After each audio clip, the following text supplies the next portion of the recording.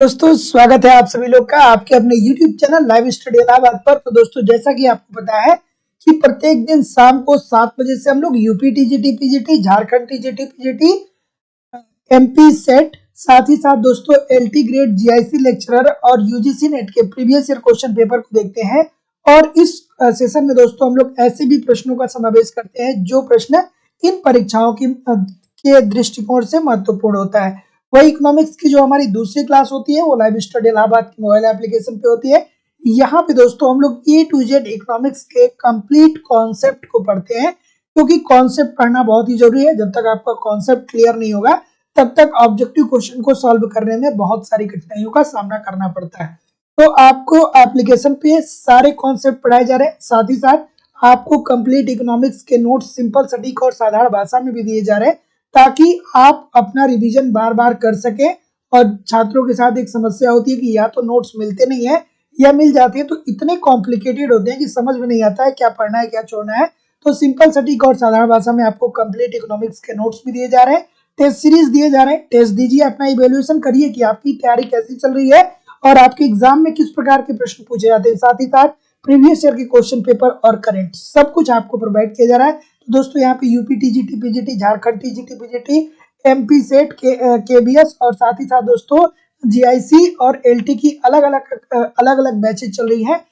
आप एडमिशन ले सकते हैं। डिस्क्रिप्शन बॉक्स में एप्लीकेशन का लिंक है, एप्लीकेशन को डाउनलोड कर लीजिए और वहां से आप डायरेक्ट भी कोर्स को परचेज कर सकते हैं। या दोस्तों आपको फीस पेमेंट करना होगा इस नंबर पे 2000 रुपए, 94 15 863 873 पे गूगल पे, फोन पे या पेटीएम के माध्यम से आप पेमेंट करेंगे और इसका स्क्रीनशॉट आपको इसी व्हाट्सएप नंबर पे सेंड करना होगा। अगर जो केवल आपको इकोनॉमिक्स का नोट चाहिए या टेस्ट सीरीज चाहिए या प्रीवियस ईयर के क्वेश्चन पेपर कुछ भी चाहिए अलग से, तो आप इस नंबर पे इंक्वायरी कर सकते हैं या एप्लीकेशन को डाउनलोड करके सारी चीजें आप वहां से प्राप्त कर सकते हैं। कोई भी इंक्वायरी होगी तो इस नंबर पे कॉल या व्हाट्सएप मैसेज आप जरूर करिए। इकोनॉमिक्स का नोट्स उपलब्ध है लाइफ टाइम की वैलिडिटी के साथ। साथ ही साथ टेस्ट सीरीज तो सबके लिए कंपलसरी होता है। टेस्ट दीजिए, देखिए आपकी तैयारी कैसी चल रही है और आपके एग्जाम में किस प्रकार के प्रश्न पूछे जाते हैं। लेकिन अगर जो आप कॉन्सेप्ट की क्लास ज्वाइन करते हैं तो आपको अलग से टेस्ट सीरीज, प्रीवियस ईयर के क्वेश्चन पेपर और करंट अलग से कुछ भी परचेज करने की जरूरत नहीं होगी। बिल्कुल ठीक है। Good evening everybody. जैसा कि मैं देख पा रहा हूँ बहुत सारे लोग जुड़ चुके हैं। चलिए पहला प्रश्न आपके सामने ये रहा कि मुद्रास्फीति के संरचनात्मक दृष्टिकोण के अनुसार स्फीति होती है। क्यों होती है भैया? अगर जो हम मुद्रास्फीति का संरचनात्मक दृष्टिकोण देखें तो मुद्रास्फीति क्या होता है दोस्तों? यही तो होता है ना कि वस्तुओं की कीमतों में क्या आ जाती है? वृद्धि आ जाती है। वस्तुओं की जो कीमत होती है उसमें वृद्धि आ जाती है और जब वस्तुओं की कीमतों में वृद्धि आती है तो इसी को हम क्या बोलते हैं? महंगाई बोलते हैं। तो एक अर्थव्यवस्था में मुद्रास्फीति जो है वो इकोनॉमिक्स की टर्मिनोलॉजी में हम मुद्रास्फीति को इकोनॉमिक्स की टर्मिनोलॉजी में हम इसे मुद्रास्फीति बोलते हैं और आम बोलचाल में इसे हम महंगाई बोलते हैं। तो चलिए बताइए कि अगर जो मुद्रास्फीति के संरचनात्मक दृष्टिकोण के अनुसार स्फीति होती है अर्थात अर्थव्यवस्था में महंगाई आती है, तो इसके लिए कौन कौन सी चीजें रिस्पॉन्सिबल होने वाली हैं? तो जैसा कि मैं देख पा रहा हूँ क्या बोल रहे हैं, डी की तरफ कुछ लोग मूव कर रहे हैं। तो जितने लोग भी डी बोल रहे हैं चलिए देखते हैं। अर्थव्यवस्था के विभिन्न क्षेत्रों में संतुलित विकास नहीं होता है। बिल्कुल ठीक है। अगर जो संतुलित विकास नहीं होगा तो जाहिर सी बात है दोस्तों की महंगाई आएगी। ठीक है।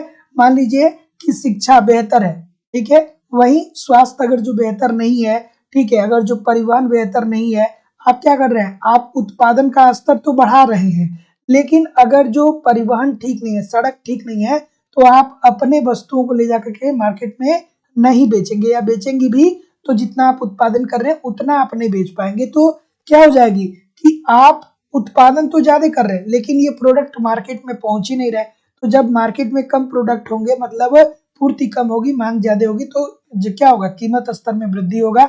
डेफिनेटली राइट बात है ये। अगला, देश में बिकने वाला उत्पादन और निर्यात के लिए किया जाने वाला उत्पादन भिन्न भिन्न दरों से बढ़ता है। बात ये भी सही है। और उपभोग वस्तुओं का उत्पादन करने वाले उद्योग की विकास गति पूंजीगत वस्तुओं का उत्पादन करने वालों से तेज या धीमी होती है। तो बात ये भी ठीक है, इजी सी बात है। जितने लोग भी डी बोल रहे हैं सभी लोग का उत्तर यहाँ पे बिल्कुल सही हो जाएगा। अगला प्रश्न, आर्थिक शक्तियों के उस चक्रीय समूह की जो एक दूसरे पर इस प्रकार क्रिया और प्रतिक्रिया करता है कि एक निर्धन देश निर्धनता की स्थिति में बना रहता है, इसे हम लोग क्या बोलते हैं? आप कमेंट करके बताएंगे। इजी सा प्रश्न है, पर थोड़ा सा ध्यान से इस प्रश्न को करने की जरूरत है। और दोस्तों देखिए, निवेदन है आप सभी लोगों से कि लाइक और शेयर जरूर कर दिया करिए। इतने सारे लोग क्लास देखते हैं, मैं देखता हूँ, लेकिन फिर भी लाइक और शेयर की संख्या बहुत कम होती है, और सब्सक्राइब भी बहुत सारे कम लोगों ने किया है। तो जब आप सब्सक्राइब कर लेंगे ना, तो आप सब्सक्राइब करके बेल आइकन को क्लिक कर देंगे, तो उससे आपको ही सुविधा होगी कि जब क्लास स्टार्ट होगी तो आपको नोटिफिकेशन मिल जाएगा, है ना। तो निवेदन है सभी लोगों से, आप ऑनलाइन देख रहे हैं या ऑफलाइन देख रहे हैं, क्लास को लाइक करना ना भूलिए। चलिए, क्या उत्तर आ रहा है सर? ऑप्शन नंबर बी बोल रहे हैं, कुछ लोग सी भी बता रहे हैं। अच्छा, सभी लोग सी बता रहे हैं। तो जितने लोग भी निर्धनता के कुचक्र की बात बोल रहे हैं, अर्थात निर्धनता के दुष्चक्र की बात कर रहे हैं, सभी लोग का उत्तर यहाँ पे बिल्कुल ठीक होने वाला है कि आर्थिक शक्तियों के उस चक्रीय समूह की जो एक दूसरे पर इस प्रकार क्रिया और प्रतिक्रिया करता है कि एक निर्धन देश निर्धनता की स्थिति में बना रहता है, ये निर्धनता का कुचक्र है। किसने दिया था भैया? रेगनर नर्स साहब ने दिया था, ठीक है। इन्होंने मांग पक्ष और पूर्ति पक्ष के माध्यम से इसकी बात की थी। लेकिन अगर जो आपको इससे आसान भाषा में समझना होगा, तो ये क्या कहते हैं? कहते हैं कि लोगों के पास आय कम है, तो आय कम होने के कारण लोग क्या कर रहे हैं? बचत कम कर रहे हैं, और बचत कम करेंगे तो निवेश जो होगा वो कम होगा। जब निवेश कम होगा तो उत्पादन का स्तर कम होगा। जब उत्पादन कम होगा तो वस्तुओं की बिक्री कम होगी। जब बिक्री कम होगी तो पुनः आपकी जो लाभ हो और आय जो हो जाएगी वो कम ही रहेगी। तो यहीं से स्टार्ट होता है और यहीं पे आप चले आते हैं, ठीक है। तो जितने लोग भी क्या बोल रहे हैं? सी बोल रहे हैं, बिल्कुल ठीक बोल रहे हैं। अगला प्रश्न, विशेष रोजगार एवं निर्धनता उन्मूलन कार्यक्रम भारत की विकास रणनीति की प्रमुख योजना रही है। प्रधानमंत्री की रोजगार नीति किस वर्ष में प्रारंभ की गई? और दोस्तों, लाइव स्टडी इलाहाबाद के मोबाइल एप्लीकेशन का लिंक डिस्क्रिप्शन बॉक्स में दिया गया है, इसको डाउनलोड कर लीजिए। इसी सप्ताह में, इसी एक दिन, ठीक है, इसी सप्ताह में आप सभी लोगों के लिए एक free of cost test series आ रहा है, और इस टेस्ट सीरीज की का अनाउंसमेंट होगा। जो ऊपर से 5 लोग इस टेस्ट में टॉप करने वाले हैं, ठीक है। तो यहाँ पे आपको एक टेस्ट दिया जाएगा, टेस्ट का लेवल जो होगा वो पीजीटी का होगा, ठीक है। पीजीटी लेवल का आपको टेस्ट दिया जाएगा। आपको टीजीटी और पीजीटी दोनों रहेगा, ठीक है। टीजीटी और पीजीटी, ये टेस्ट इसी सप्ताह लिया जाएगा। ये आप सभी लोगों के लिए होगा, मतलब इसके लिए कोई चार्ज आपको नहीं देना पड़ेगा, है ना। और इस टेस्ट का अनाउंसमेंट होगा, बताया जाएगा कि किन लोगों ने बेहतर किया है। तो इसमें जो टॉप 5 लोग होंगे, उनको क्या किया जाएगा कि चैनल के माध्यम से उनका नाम अनाउंस किया जाएगा, है ना। तो जितने लोग भी एप्लीकेशन को नहीं डाउनलोड किए, डाउनलोड करके रखिए।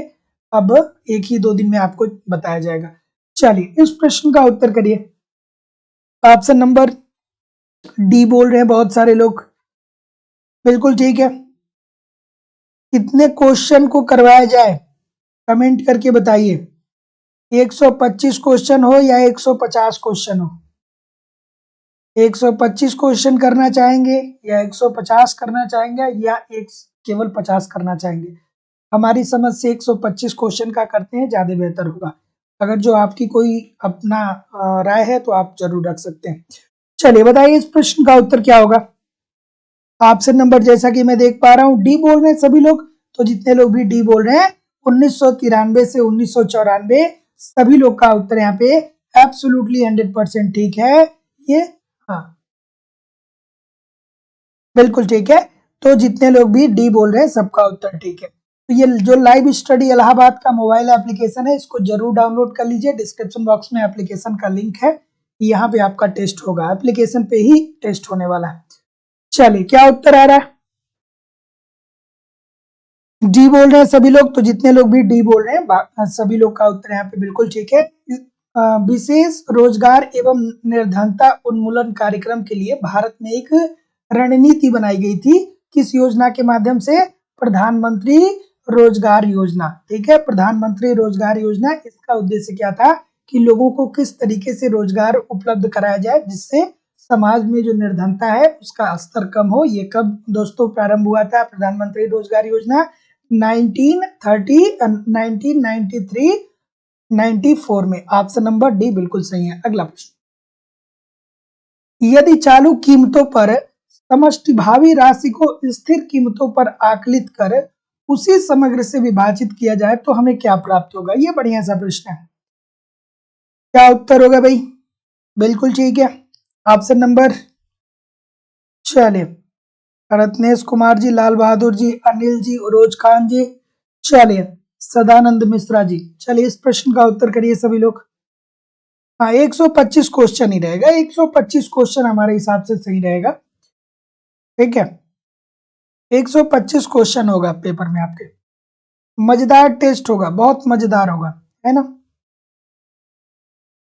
उस टेस्ट को मेरे द्वारा ही तैयार किया जाएगा, एक मतलब अच्छे अच्छे प्रश्नों को लेके आ जाएगा। क्या उत्तर हो रहा है भाई? बी बोल रहे हैं सभी लोग, सभी लोग बी बोलेंगे तो भाई सभी लोग बोल रहे हैं तो अब मुझे भी बोलना पड़ेगा, है ना। कीमतों का एक सूचकांक, क्योंकि सही यही होगा। तो यदि चालू कीमतों पर समष्टि भावी राशि को स्थिर कीमतों पर आकलित कर उसी समग्र से विभाजित किया जाए तो इसे हम क्या इसे किसके द्वारा इससे क्या प्राप्त होगा? कीमतों का एक सूचकांक। ठीक है, तो कीमतों का एक सूचकांक का फॉर्मूला क्या होता है? चालू वर्ष की कीमतों का योग अपान आधार वर्ष के कीमतों का योग। तो ऑप्शन नंबर बी बिल्कुल ठीक हो जाएगा। चलिए, वृष्टि शर्मा जी, सुंदरी कुमारी जी, अमरेश यादव जी, ठीक है, दीक्षा सिंह जी, रमेश भारती जी, सरिता जी, रत्नेश जी और वैभव सिंह जी। चलिए बताइए भैया कि पूर्ति की लोच का अभिप्राय निम्नलिखित कारणों से पूर्ति में परिवर्तन से होता है ना। इस प्रश्न का उत्तर करिए। और दोस्तों देखिए, मतलब बहुत सारे लोग ऐसे हैं, आप लोग इतने सारे लोग यहाँ पे हैं, थोड़ा सा अगर जो ठीक तरीके से लाइव स्टडी इलाहाबाद के लिए थोड़ा सा अच्छे से प्रयास कर देंगे ना तो संख्या बहुत ज्यादा बढ़ जाएगी। ठीक है, हैरानी तो तब होती है कि जब लोग प्रयास ही नहीं करते हैं। आपके लिए 2-2 घंटे की क्लास मैं रोज ले रहा हूँ, रेगुलर ले रहा हूँ, इतने दिनों से ले रहा हूँ, तो थोड़ा सा आप जरूर शेयर किया करिए, थोड़ा सा जरूर लाइक किया करिए। ठीक है, निवेदन है आप सभी लोगों से, क्योंकि मैं आप ही लोगों से कह भी सकता हूँ और किसी से मैं कह नहीं सकता हूँ। तो निवेदन है, बिना कोई दिमाग में भ्रांति रखे आप जहां भी शेयर कर सकते हैं, जहां भी वीडियोस को पहुंचा सकते हैं, वहां भी जिस भी ग्रुप में है आप जरूर वीडियो को शेयर किया करिए। निवेदन है सभी लोगों से, है ना। इतने सारे लोग हैं, अगर जो एक एक दो दो जगह भी शेयर करेंगे तो बहुत सारे लोग हो जाएंगे। इस प्रश्न का उत्तर करिए कि पूर्ति की लोच का अभिप्राय निम्नलिखित कारणों में से परिवर्तन से होता है। तो जैसा कि मैं देख पा रहा हूँ ऑप्शन नंबर ए बोलेंगे सभी लोग, सभी लोग ए बोलेंगे। तो जितने लोग भी ए बोल रहे हैं सभी लोग का उत्तर सर बिल्कुल ठीक है कि पूर्ति की लोच का अभिप्राय ये होता है कि अगर जो जब कीमत में परिवर्तन होगा तो इससे पूर्ति पर क्या असर पड़ेगा। ठीक है, तो वस्तु की कीमत में परिवर्तन होने से पूर्ति में परिवर्तन को ही हम क्या करते हैं दोस्तों? पूर्ति की लोच के माध्यम से व्यक्त करते हैं। तो जितने लोग भी ऑप्शन नंबर ए बोल रहे हैं बिल्कुल ठीक बोल रहे हैं, बिल्कुल सही। अगला प्रश्न, यदि, ये बढ़िया सा प्रश्न है, थोड़ा आराम से करिएगा, कि यदि उत्तर प्रदेश की मंडी परिषद एक ही किसानों के खाद्यान्नों का एकमात्र क्रेता है तो वस्तु बाजार में निम्नलिखित में से कौन सी स्थिति मंडी परिषद के कारण उत्पन्न होगी?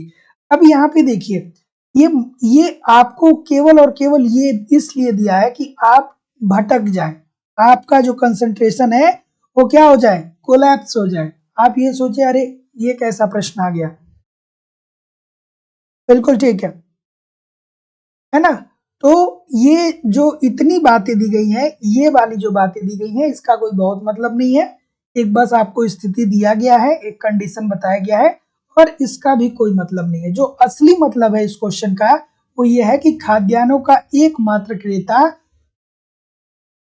हो तो वस्तु बाजार में निम्नलिखित में से कौन सी स्थिति होगी? चलिए, और यहाँ पे क्या दे रहा है कि उत्तर प्रदेश की मंडी परिषद, मतलब यहाँ भी बात किसका कर रहा है? एक का ही बात कर रहा है। ठीक है, तो यहाँ पे मंडी परिषद की बात कर रहा है और यहाँ पे एकमात्र क्रेता की बात कर रहा है। तो ऐसी स्थिति में क्या हो जाएगा, एक क्रय क्रय कारकी, ठीक है, मतलब इसमें क्या हो जाएगा, एक ही जो होगा वो खरीदेगा, एक क्रय कार्य, एक क्रय कार्य हो जाएगा। तो जितने लोग भी बी बोल रहे हैं सभी लोग का उत्तर यहाँ पे बिल्कुल ठीक हो जाएगा। अगला प्रश्न,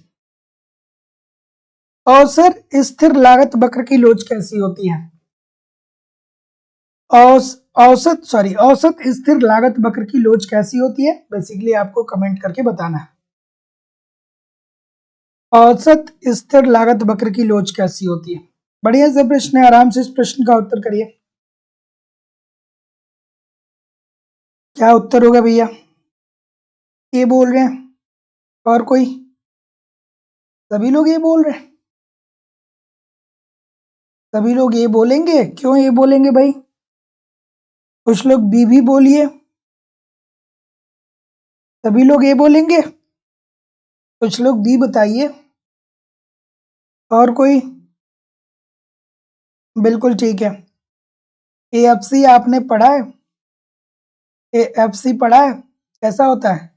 आयताकार अतिपरवलय होता है, पढ़ा होगा, पढ़ा होगा कि नहीं पढ़ा है? तो जितने लोग भी क्या बोल रहे हैं, प्रत्येक बिंदु पर इकाई के बराबर होता है, सभी लोग का उत्तर यहाँ पे बिल्कुल ठीक हो जाएगा कि औसत स्थिर लागत वक्र की लोच क्या होती है, प्रत्येक बिंदु पर इकाई के बराबर होती है, क्योंकि ये क्या होता है, कैसा होता है, आयताकार अतिपरवलय होता है ना, ठीक है। और इसके प्रत्येक बिंदु पे क्या होता है कि जो कुल स्थिर लागत होती है, अर्थात जो टीएफसी होती है, ये क्या होती है, बराबर होती है। तो जितने लोग भी ए बोल रहे हैं सभी लोग का उत्तर यहाँ पे बिल्कुल सही हो जाएगा। अगला प्रश्न,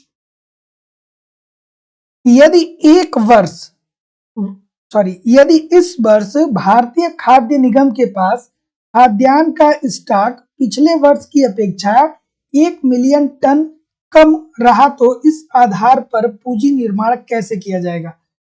चलिए भाई बता दीजिए। बिल्कुल सही है। ऑप्शन नंबर क्या होगा? क्या होगा भाई? इसको बेस्ट ऑफ लक आप लोग बहुत बोल रहे हैं, क्यों बोल रहे हैं?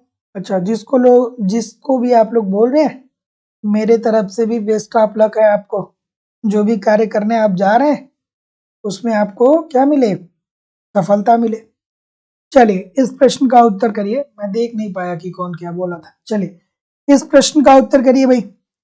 ये बोलेंगे सभी लोग, सभी लोग ये बोलेंगे, तो जितने लोग भी ये बोलेंगे सर, क्या आप ठीक बोलेंगे? ठीक है, ध्यान से पढ़िए, ध्यान से पढ़िए, जितने लोग भी ये बोल रहे हैं सभी लोग ध्यान से पढ़िए भैया, कि यदि इस वर्ष भारतीय खाद्य निगम के पास खाद्यान्न का स्टॉक पिछले वर्ष की अपेक्षा 1 मिलियन टन कम रहा है, मतलब जो पहले क्या था, जो हमारे पास पहले जो खाद्यान्न था उससे अब हमारे पास 1 मिलियन टन खाद्यान्न रह गया है, तो ऐसी स्थिति में इस आधार पर पूंजी निर्माण हम क्या करेंगे, 1 मिलियन टन खाद्यान्न के मूल्य से क्या हो जाएगा, घट जाएगा।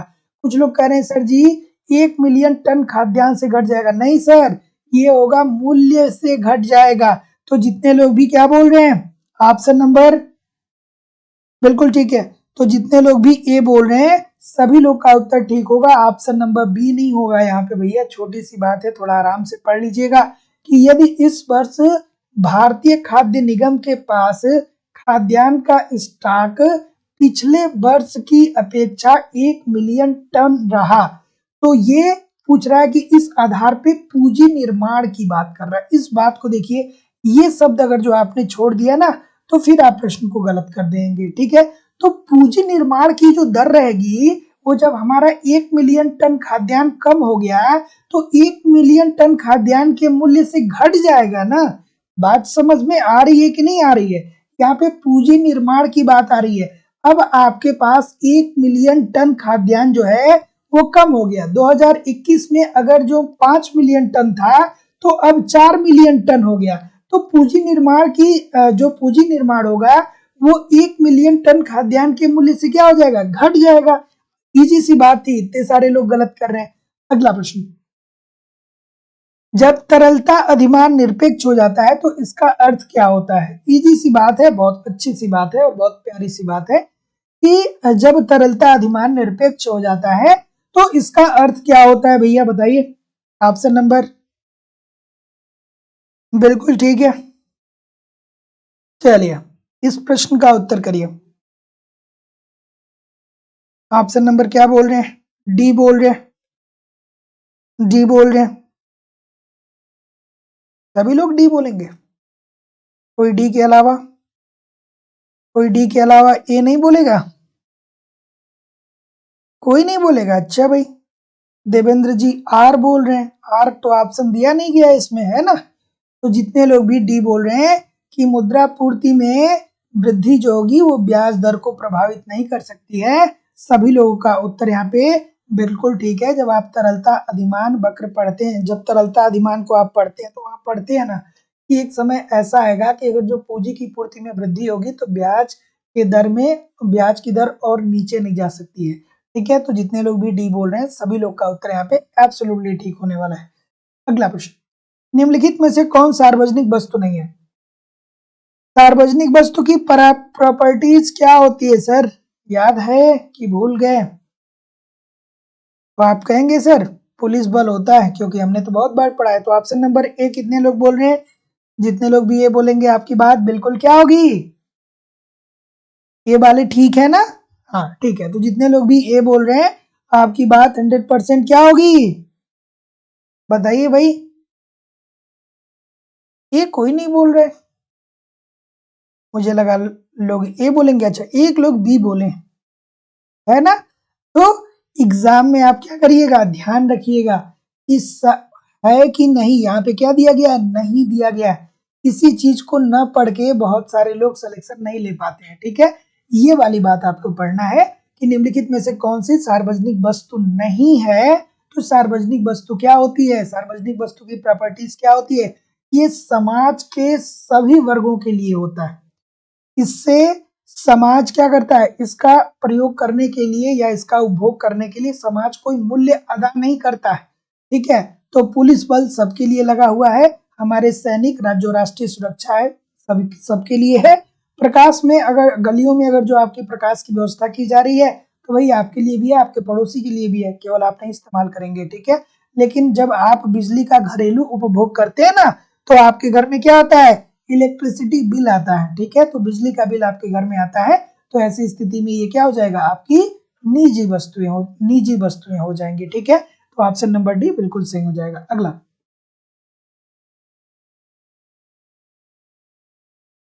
इस प्रश्न का उत्तर करिए।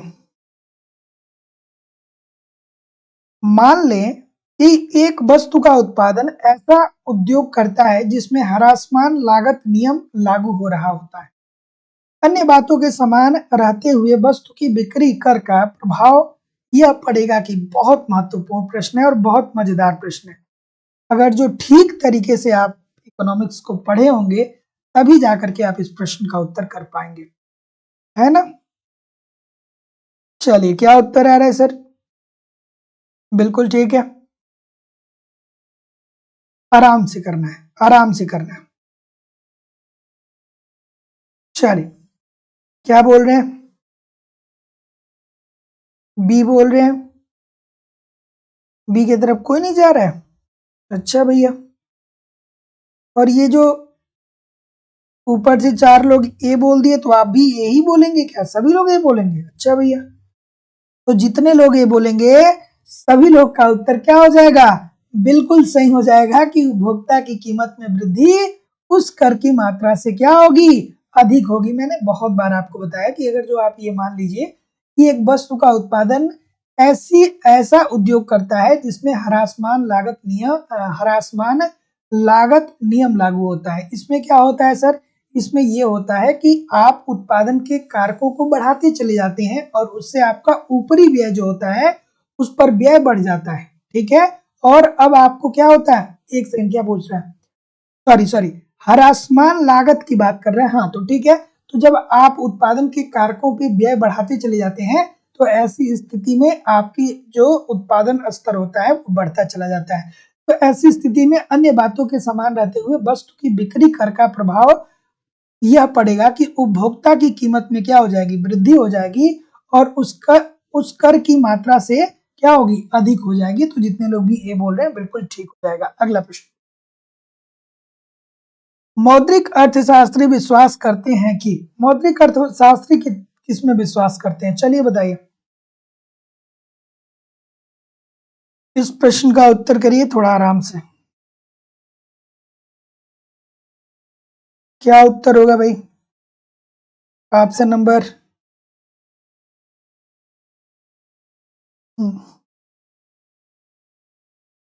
चलिए इस प्रश्न का उत्तर करिए।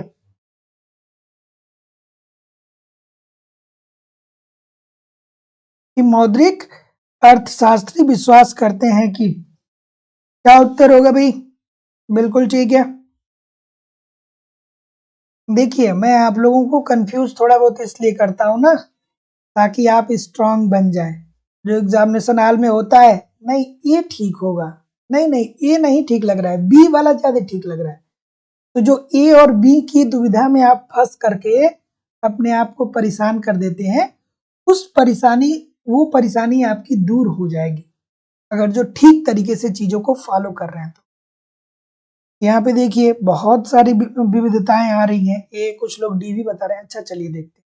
मौद्रिक अर्थशास्त्री विश्वास करते थे कि मुद्रा पूर्ति में कीमतों से पहले परिवर्तन होगा। बिल्कुल ठीक है सर, बिल्कुल ठीक है कि मुद्रा पूर्ति में कीमतों से पहले परिवर्तन होता है। ठीक है, मुद्रा की मात्रा अगर जो बढ़ती है तो कीमत स्तर में दोगुने की वृद्धि और मुद्रा के मूल्य में आधे की कमी आती है। एब्सोल्युटली ठीक है कि मुद्रा की पूर्ति पहले बढ़ेगी और उसके बाद आएगा क्या, कीमत आएगा। ठीक है, MV is equal to PT आपको याद आ जाना चाहिए था फीसर साहब का। क्या कहा था कि मुद्रा की पूर्ति बढ़ने पर कीमत स्तर में दोगुने की वृद्धि होती है और मुद्रा के मूल्य में आधे की कमी आती है। तो उस लॉजिक से तो ये वाली बात यहाँ पे बिल्कुल सही हो गया। अगला देखिए, अब जो लोग कह रहे हैं सर डी होगा, डी क्यों कह रहे हैं, डी क्यों कर रहे हैं, डी क्यों कर रहे हैं भाई? जब पहला सही हो गया तो डी कैसे हो जाएगा? आगे देखिए, मुद्रा पूर्ति में परिवर्तन कीमत में परिवर्तन के बाद होता है। नहीं सर, पहले होता है। मुद्रा की समान मांग कीमतों के साथ अनुपातिक रूप से बदलती है। बिल्कुल ठीक है, फिर वही स्टेटमेंट आपको याद आना चाहिए कि मुद्रा की पूर्ति बढ़ने पर कीमत स्तर में दोगुनी की वृद्धि और मुद्रा के मूल्य में आधे की कमी आती है। तो ये अनुपातिक रूप से बढ़ता है। बिल्कुल ठीक है, देयर इज नो डाउट। मुद्रा की वास्तविक मांग कीमतों के साथ समानुपातिक रूप से परिवर्तित होती है। नहीं भाई, अनुपातिक रूप में, समानुपातिक रूप में नहीं। तो जितने लोग भी ए बोलेंगे सभी लोग का उत्तर यहाँ पे बिल्कुल ठीक है। अगर जो आप फीसर साहब को ठीक तरीके से याद रखते तो ये प्रश्न आराम से कर सकते थे। अगला प्रश्न, चतुर्थ योजना की अवधि क्या थी? क्या थी भैया, है ना? और दोस्तों सभी लोगों से निवेदन है, जितने लोग भी पढ़ रहे हैं, जितने लोग भी तैयारी कर रहे हैं, या तो आप ऐसे करिए कि सब कुछ आप पा लीजिए, या ऐसे करिए कि कुछ भी ना मिले। तो सब कुछ पाने के लिए ना खूब मेहनत करना पड़ेगा, बहुत सारी बाधाएं आएंगी, सारी बाधाओं से लड़ना पड़ेगा। और किसी को ये भी बताने की जरूरत नहीं है कि हम कितनी बाधाओं से लड़ रहे हैं। ठीक है, क्योंकि केवल एक इंसान है जो आपकी जिंदगी को बदल सकता है, वो केवल और केवल आप है ना। तो ये सब चलता रहेगा, जो भी सफल हुआ है उसके सामने हमेशा ये बाधाएं आती रहती हैं। तो या तो खूब मेहनत करिए या नहीं करिए, है ना। मैं बार बार बोलता हूँ, या तो खूब मेहनत करिए, नहीं तो छोड़ दीजिए यार, 2 4 10 मिनट 20 मिनट से कुछ नहीं होने वाला है। ठीक है, क्योंकि कंपटीशन आपका उन्हीं लोगों से होगा जो लोग यहाँ पे क्या कर रहे हैं, 2 घंटे लगातार पढ़ रहे हैं। तो अपने आप को भ्रांति में न डालिए। चलिए इस प्रश्न का उत्तर करिए। बहुत सारे लोग कॉल करते हैं, कहते हैं सर जी हम अगर जो ठीक तरीके से पढ़ेंगे तो हो जाएगा, है ना। बिल्कुल हो जाएगा, लेकिन वाकई में आप ठीक तरीके से पढ़ेंगे तब हो जाएगा। मेहनत करना पड़ेगा, प्रयास करना पड़ेगा, लगातार जुड़ना पड़ेगा, कभी अपनों से कभी दूसरों से लड़ना पड़ेगा। अब लड़ने का मतलब ये नहीं कि उससे आप हाथापाई करने जाए, मानसिक तौर से लड़ना पड़ेगा। इस प्रश्न का उत्तर करिए कि चतुर्थ योजना की सही अवधि क्या है। तो जितने लोग भी ए बोल रहे हैं सभी लोग का उत्तर यहाँ पे बिल्कुल ठीक हो जाएगा। 1969-74 में option number A according to the question this is the right answer हो जाएगा। और ये चतुर्थ योजना जो है इसका उद्देश्य क्या था, इसका उद्देश्य क्या था आपको कमेंट करके हमको बताना है, ठीक है, कि चतुर्थ पंचवर्षीय योजना जो है उसका उद्देश्य क्या था, ठीक है।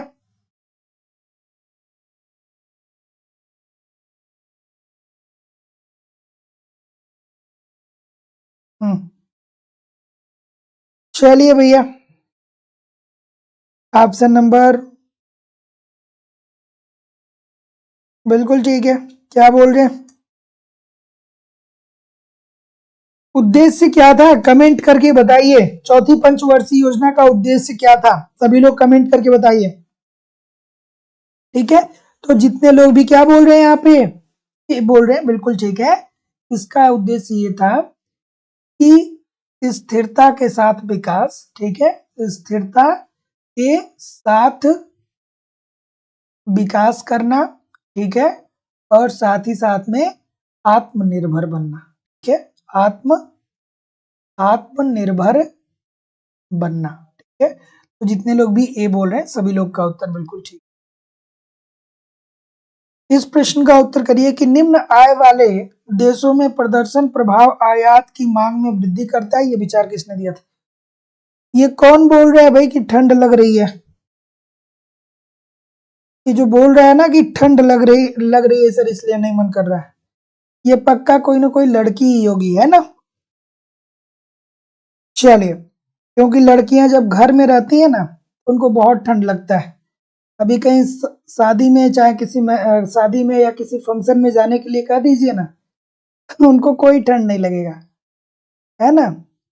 उनके उनका ड्रेसिंग सेंस ऐसे होता है जैसे जून जुलाई का महीना चल रहा हो, तो ठीक है, लड़कियों को घर में ज्यादा ठंड लगता है, कहीं आना जाना हुआ तो ठंड नहीं लगता है। चलिए इस प्रश्न का उत्तर करिए कि निम्न आय वाले देशों में प्रदर्शन प्रभाव आयात की मांग में वृद्धि करता है, यह विचार व्यक्त किया किसने किया भाई। ऑप्शन नंबर क्या बोल रहे हैं, बी बोल रहे हैं, बी बोल रहे हैं, बिल्कुल ठीक है। एक्चुअली क्या हुआ कि मैं संडे को गया था, थोड़ा सा संडे को एक मूवी आई थी अवतार 2 करके, मैं वहां पे गया था तो मैंने ऐसा देखा, तो फिर वहीं से एब्जॉर्ब किया, फिर एक दो जगह शादी में गया वहां भी एब्जॉर्ब ऐसा किया। तो जितने लोग भी क्या बोल रहे हैं बी बोल रहे हैं सभी लोग का उत्तर यहाँ पे बिल्कुल ठीक हो जाएगा। Option number B according to the question this is the right answer हो जाएगा कि निम्न आय वाले देशों में प्रदर्शन प्रभाव आयात की मांग में वृद्धि करता है। ये किसने कहा, रेगनर नट साहब ने कहा। रेगनर नट साहब ने ये कहा कि जब हम क्या करते, ठीक है, सॉरी, रेगनर नट साहब ने क्या कहा, रेगनर नट साहब ने ये कहा कि देखिए हम अपने से उच्च आय के लोगों की लाइफस्टाइल को कॉपी करने का प्रयास करते हैं और इस वजह से एक विकासशील देश विकसित देशों के लोगों की लाइफस्टाइल की कॉपी करने का प्रयास करता है और इस वजह से वो अपने आय का एक बड़ा भाग उपभोग कर लेता है। तो जैसे हम रोलेक्स की घड़ी पहनते हैं, ठीक है, हम बहुत सारी ऐसी कीमती वस्तुएं हैं जो दूसरे देश से मंगाते हैं इसलिए कि हम उन वस्तुओं के शौकीन होते हैं, ठीक है। तो ये क्या होगा कि निम्न आय वाले देशों में प्रदर्शन प्रभाव, हम अपने आप को अमीर दिखाने के चक्कर में क्या करते हैं कि महंगी वस्तुओं की डिमांड करते हैं जिससे हमारा आयात बढ़ता है। ऑप्शन नंबर बी बिल्कुल ठीक हो जाएगा। अगला प्रश्न, चलिए, कि मौद्रिक मजदूरी दर में कटौती केन्सियन विचार के अनुसार श्रम के लिए रोजगार के अवसर नहीं बढ़ाती है क्योंकि, इस प्रश्न का उत्तर करिए। बिल्कुल ठीक है, रश्मि जी पूछ रहे हैं सर मूवी कैसी, बहुत अच्छी थी, बहुत मजेदार थी, बट बट बट मैं बहुत ठीक तरीके से देख नहीं पाया क्योंकि हमारे बगल में एक छोटा सा बच्चा बैठ गया था और वो 3D में हम लोग देख रहे थे। तो 3D में जब आप देखते हैं तो जैसे लगता है कि सारी चीजें आपके सामने ही आ रही हैं। तो उसमें जैसे ही जो धनुष बाण का इस्तेमाल किया गया है, जैसे ही कुछ होता था तो वो तुरंत पास में लगता था कि बस मेरे ऊपर ही आ रहा है। तो जो छोटा बच्चा था वो पूरा रोता ही रह गया, ठीक है, और उसके जो पेरेंट्स थे वो एंजॉय कर रहे थे मूवी। तो हम मतलब बहुत उससे फ्रस्ट्रेटिंग रहा मेरे लिए। इस प्रश्न का उत्तर करिए कि मौद्रिक मजदूरी दर में कटौती केंसियन विचार के अनुसार श्रम के लिए रोजगार के अवसर नहीं बढ़ाता है। क्यों नहीं बढ़ाता है? ठीक है, चलिए इस प्रश्न का उत्तर करिए।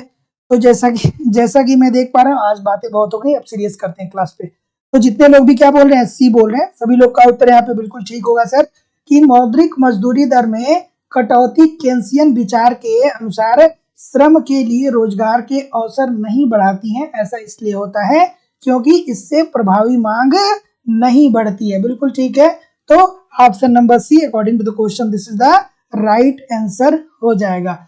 ठीक है, इजी सी बात है, हाँ कॉन्सेप्ट की भी क्लास होती है।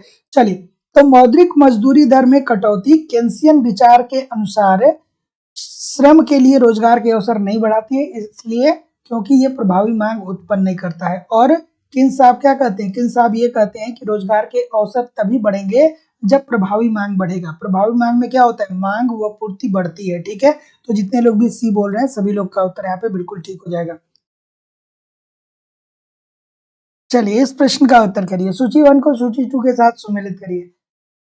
अब कुछ लोग इसमें ऐसे भी होंगे जो कहेंगे सर ये आप क्या सिखा रहे हैं बच्चों को मूवी देखना। भाई जिंदगी है, जी लीजिए, नहीं तो एक दिन गुजर जाएगी, है ना। जिंदगी है थोड़ा बहुत, ठीक है, थोड़ा बहुत जिंदगी जीना भी जरूरी है, नहीं तो एक दिन क्या हो जाएगा, जिंदगी गुजर जाएगी, है ना। इस प्रश्न का उत्तर करिए। अमर्त्य सेन किससे संबंधित है, और कोई भैया? चलिए, तो बस मैं यही कहता हूँ कि यार खूब मेहनत करिए, अपने लक्ष्य की तरफ अग्रसर रहिए, लेकिन ठीक है थोड़ा बहुत अपने आप को एंटरटेन भी करते रहिए। क्या उत्तर होगा? ऑप्शन नंबर बिल्कुल सही है, बिल्कुल ठीक है, बिल्कुल ठीक है, बिल्कुल ठीक है। 4, 2, 1 और 3 बोल रहे हैं। ठीक है, तो अमर्त्य सेन जो है ये तकनीकी चुनाव से है, बिल्कुल सही बात है। हर्षमैन साहब की बात करें तो ये असंतुलित विकास से संबंधित है। रोस्टो साहब की बात करें तो the stage of economic growth में इन्होंने आर्थिक विकास के 5 चरण को बताए थे। और जिम एडल साहब ने चक्रीय संचयी प्रक्रिया की बात की थी। तो जितने लोग भी ऑप्शन नंबर क्या बोल रहे हैं, 4, 2, 1 और 3 सभी लोग का उत्तर यहाँ पे बिल्कुल ठीक हो जाएगा। अगला कथन दिया गया है और कारण दिया गया है। कथन दिया गया है कि लेवेंस्टीन के अनुसार जनसंख्या में वृद्धि विकास की गति को मंद करने वाला कारण है। और कारण दिया गया है कि जैसे जैसे आय बढ़ती है व्यक्ति ज्यादा बड़े परिवार का भार वहन कर सकते हैं। आराम से करिए इस प्रश्न का उत्तर। बिल्कुल ठीक है, क्या उत्तर होगा सर? ऑप्शन नंबर, जैसा कि मैं देख पा रहा हूं, प्रदीप कुमार जी कितनी बार मैं कहूं कि कॉन्सेप्ट की क्लास होती है ना। रोज तो बोलता हूं कि कॉन्सेप्ट की क्लास होती है। चलिए ऑप्शन नंबर क्या होगा, ए बोलिए, सभी लोग अच्छा बोलेंगे। बिल्कुल ठीक है, जितने लोग भी ए बोल रहे हैं बहुत सही, बी वाले भी बहुत अच्छे हैं, बहुत सही बोल रहे हैं। देखिए ध्यान से समझिएगा बात को, कि लेवेंस्टीन के अनुसार जनसंख्या में वृद्धि विकास की गति को मंद करने वाला कारण है। बिल्कुल ठीक है, लेवेंस्टीन साहब क्या कहते हैं, कौन सी थियरी देते हैं, कमेंट करके बताइए कि लेवेंस्टीन साहब की थियरी कौन सी है। लेवेंस्टीन साहब ये कहते हैं कि जब अर्थव्यवस्था में जनसंख्या में वृद्धि होती है तो इससे प्रति व्यक्ति आय में कमी आती है। ठीक है, और एक परिवार में लोगों की जो आश्रितता दर होती है ना वो बढ़ जाता है।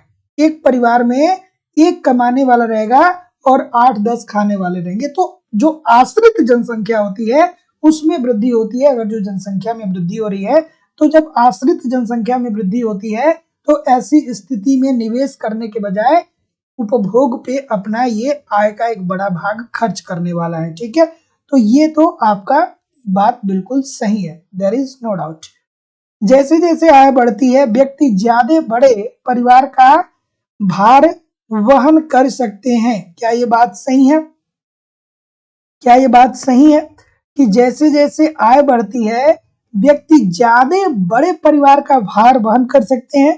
तो नहीं, देखिए ध्यान से समझिए, ध्यान से समझिएगा, यहाँ पे क्या कह रहा है, और यहाँ भी क्या कर रहे हैं, ध्यान से समझिए। लेवेंस्टीन के अनुसार जनसंख्या में वृद्धि विकास की गति को मंद करने वाला होता है, मतलब विकास की गति को इसीलिए मंद कर देता है ताकि क्योंकि क्या होता है, लोगों की जनसंख्या में क्या आती है, वृद्धि आती है, तो आश्रितता का भार जो होता है वो बढ़ जाता है। और जैसे जैसे आय बढ़ती है, व्यक्ति ज्यादा बड़े परिवार का भार वहन कर सकता है। देखिए यहाँ पे क्या है ना कि ये वाला जो आर वाला कथन है ये गड़बड़ है। यहाँ पे गड़बड़ इसलिए है कि जैसे जैसे आय बढ़ती है व्यक्ति ज्यादा परिवार का भार वहन कर सकता है। यहाँ पे ये ऐसा नहीं है कि पालन पोषण की बात नहीं करते हैं, यहाँ पे ये बात करते हैं आर्थिक विकास के संदर्भ में, आर्थिक वृद्धि के संदर्भ में। तो ऐसी स्थिति में जो ऑप्शन नंबर सी होगा वो राइट आंसर हो जाएगा दोस्तों, ए सही होगा और आर जो हो जाएगा वो गलत हो जाएगा। Option number C according to the question this is the right answer हो जाएगा। अगला प्रश्न, आर्थिक विकास का प्रबल प्रयास सिद्धांत बड़े पैमाने के विकास प्रयासों की मांग करता है, क्या ये बात ठीक है? और कारण दिया गया है कि सभी विकासशील देश क्षेत्रफल व जनसंख्या में बृहद होते हैं। क्या उत्तर होगा सर, बताइए। ऑप्शन नंबर, क्या उत्तर होगा? चलिए बिल्कुल ठीक है, बिल्कुल सही है। क्या बोल रहे हैं कि ऑप्शन नंबर सी बोल रहे हैं बहुत सारे लोग। अच्छा भैया देखते हैं। तो देखिए कि विकास का प्रबल प्रयास सिद्धांत बड़े पैमाने के विकास प्रयासों की मांग करता है। एब्सोल्युटली 100% ठीक है। जो प्रबल प्रयास सिद्धांत दिया गया दोस्तों इसे हम बड़े धक्के का भी सिद्धांत कहते हैं। और इसमें क्या कहा गया कि अर्थव्यवस्था मंदी की स्थिति में फंसी है, अर्थात उत्पादन का स्तर क्या है, कम है। तो ऐसी स्थिति में बड़ी मात्रा में अर्थव्यवस्था में निवेश करके मांग व पूर्ति को क्रियाशील करना चाहिए। सभी विकासशील देश क्षेत्रफल व जनसंख्या में बृहद होते हैं, नहीं भैया। विकासशील देश क्षेत्रफल में बृहद या जनसंख्या में बृहद हो ये कोई जरूरी नहीं है। क्षेत्रफल में देखिए आप बांग्लादेश को देख लीजिए, आप पाकिस्तान को देखिए, हमारे इतना बड़े नहीं है लेकिन फिर भी वो विकासशील है या अल्प विकसित है। नेपाल को देख लीजिए, ठीक है। तो जितने लोग भी डी बोलेंगे ए सही है और आर गलत है, सभी लोग का उत्तर यहाँ पे बिल्कुल सही हो जाएगा। अगला प्रश्न, हेरड के आर्थिक समृद्धि प्रारूप में यदि वास्तविक विकास दर वांछित दर अर्थात जी ए जब ग्रेटर देन होगा जी डब्ल्यू से, तो इसका परिणाम क्या होगा? बिल्कुल ठीक है। इस प्रश्न का उत्तर करिए, आराम से इस प्रश्न का उत्तर करिए। बिल्कुल ठीक है। ऑप्शन नंबर क्या बोल रहे हैं भाई? बी बोल रहे हैं, अनियंत्रित संतुलन स्थापित हो जाएगा। बिल्कुल सही बात है भैया कि हेरड के आर्थिक समृद्धि प्रारूप में यदि वास्तविक विकास दर जो होगा वांछित दर से अधिक होता है तो इसका परिणाम यही होगा कि अनियंत्रित असंतुलन अर्थव्यवस्था में आ जाएगा। तो जितने लोग भी बी बोल रहे हैं सभी लोग का उत्तर बिल्कुल ठीक है। दोस्तों एप्लीकेशन में मैंने बहुत ही सविस्तार से हेरड डोमर मॉडल को 2-3 पार्ट में पढ़ा है। तो ईमानदारी से एप्लीकेशन पे जितने लोग भी कॉन्सेप्ट की क्लास लिए हैं या लेने वाले हैं, आप एक एक करके वीडियो को ठीक तरीके से पढ़ते जाइएगा। ये जितने सारे आप क्वेश्चन देख रहे हैं ना, अब आपको मैक्सिमम कॉन्सेप्ट पढ़ा दिए गए हैं, मतलब मैक्सिमम पढ़ा दिए गए, ये सब कुछ पढ़ा दिया गया है जो क्वेश्चन आप देख रहे हैं, ठीक है।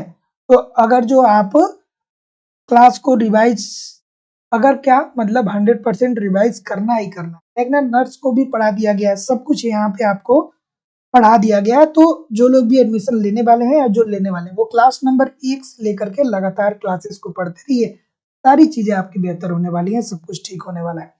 अगला प्रश्न ये रहा कि कथन दिया गया है और कारण दिया गया।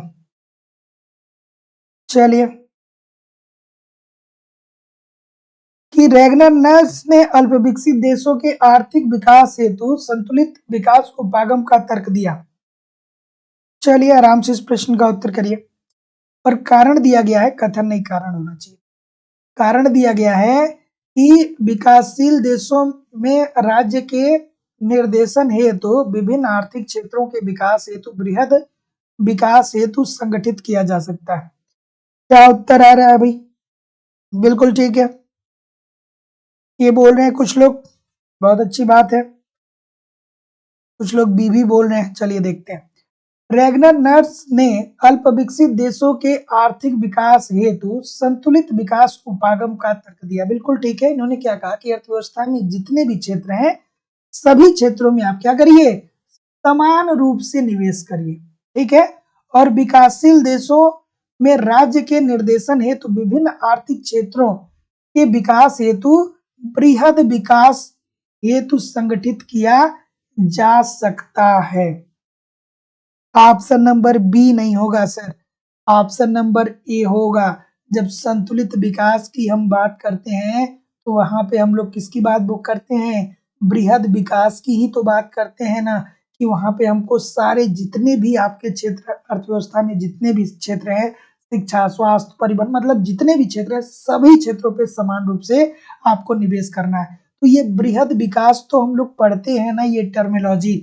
तो जितने लोग भी ऑप्शन नंबर ए बोलेंगे सर सभी लोग का उत्तर ठीक होगा। जो लोग बी बोलेंगे थोड़ा सा आराम से सोचिए इस प्रश्न को, उत्तर बहुत आसान है, ठीक है। तो रेगनर नर्स ने अल्प विकसित देशों के आर्थिक विकास हेतु संतुलित विकास उपागम, ठीक है। हम लोग पढ़ते हैं ना यार, एक लाइन में भी तो प्रश्न बनता है कि रेगनर नर्स साहब ने आर्थिक विकास के लिए बृहद संतुलित विकास उपागम का तर्क दिया, ठीक है। इसके साथ साथ हम लोग पढ़ते हैं ना कि बृहद संतुलित विकास उपागम का तर्क दिया। तो जितने लोग भी ए बोल रहे हैं सभी लोग का उत्तर बिल्कुल ठीक हो जाएगा। अगला प्रश्न, गंगा कल्याण योजना का उद्देश्य है। गंगा कल्याण योजना का क्या उद्देश्य है भाई, ठीक है, चलिए बताइए। गंगा कल्याण योजना इसका उद्देश्य क्या है,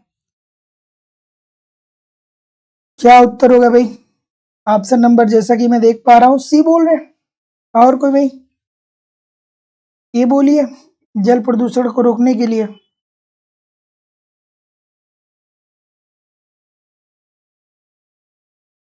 कौन है भाई, ये वाला कौन है,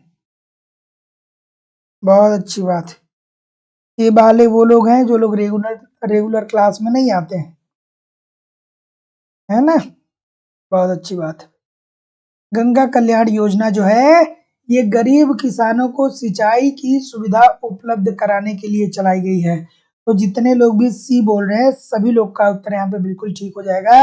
इसकी शुरुआत जो हुई थी ये 1997 में हुई थी कि गंगा कल्याण योजना का उद्देश्य यह है कि जो गरीब किसान है उनको हम क्या करें, सिंचाई सुविधा उपलब्ध कराएं। इनके लिए नहरों की व्यवस्था की गई, इनके लिए ट्यूबवेल की व्यवस्था की गई, साथ ही साथ इनके लिए और भी नई नई टेक्नोलॉजी से सिंचाई करने के लिए इनको क्या किया गया, प्रेरित किया गया। ऑप्शन नंबर सी बिल्कुल सही हो जाएगा। अगला प्रश्न, निम्नलिखित करों में से कौन सा एक कर केंद्र द्वारा राज्य सरकारों के साथ बांटा जाता है। चलिए भैया, निम्न करों में से कौन सा एक कर केंद्र द्वारा राज्य सरकारों के साथ बांटा जाता है।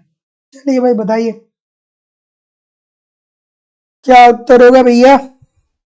ऑप्शन नंबर क्या बोल रहे हैं, सी बोल रहे हैं, अच्छा भाई, और कोई, कुछ लोग बताइए मुझे, सीमा शुल्क होगा ना, सीमा शुल्क होगा क्या, ठीक है। तो जितने लोग भी क्या बोल रहे हैं, उत्पाद शुल्क बोल रहे हैं, सभी लोग का उत्तर यहाँ पे बिल्कुल ठीक होगा। बहुत सारे लोग सीमा शुल्क की बात कर रहे हैं, नहीं भैया। चलिए कमेंट करके बताइए सभी लोग की सीमा शुल्क जो है वो इसका आरोपण राज्य सरकार करता है या केंद्र सरकार करता है, सभी लोग कमेंट करके जरूर बताइएगा। तो जितने लोग भी यहाँ पे सी की बात कर रहे हैं सर सभी लोग का उत्तर यहाँ पे एब्सोल्युटली 100% ठीक होने वाला है। अगला प्रश्न, 8वें पंचवर्षीय योजना में केंद्र तथा राज्यों के संयुक्त व्यय में निम्नलिखित में से किस क्षेत्र में योजना व्यय सर्वाधिक रहा,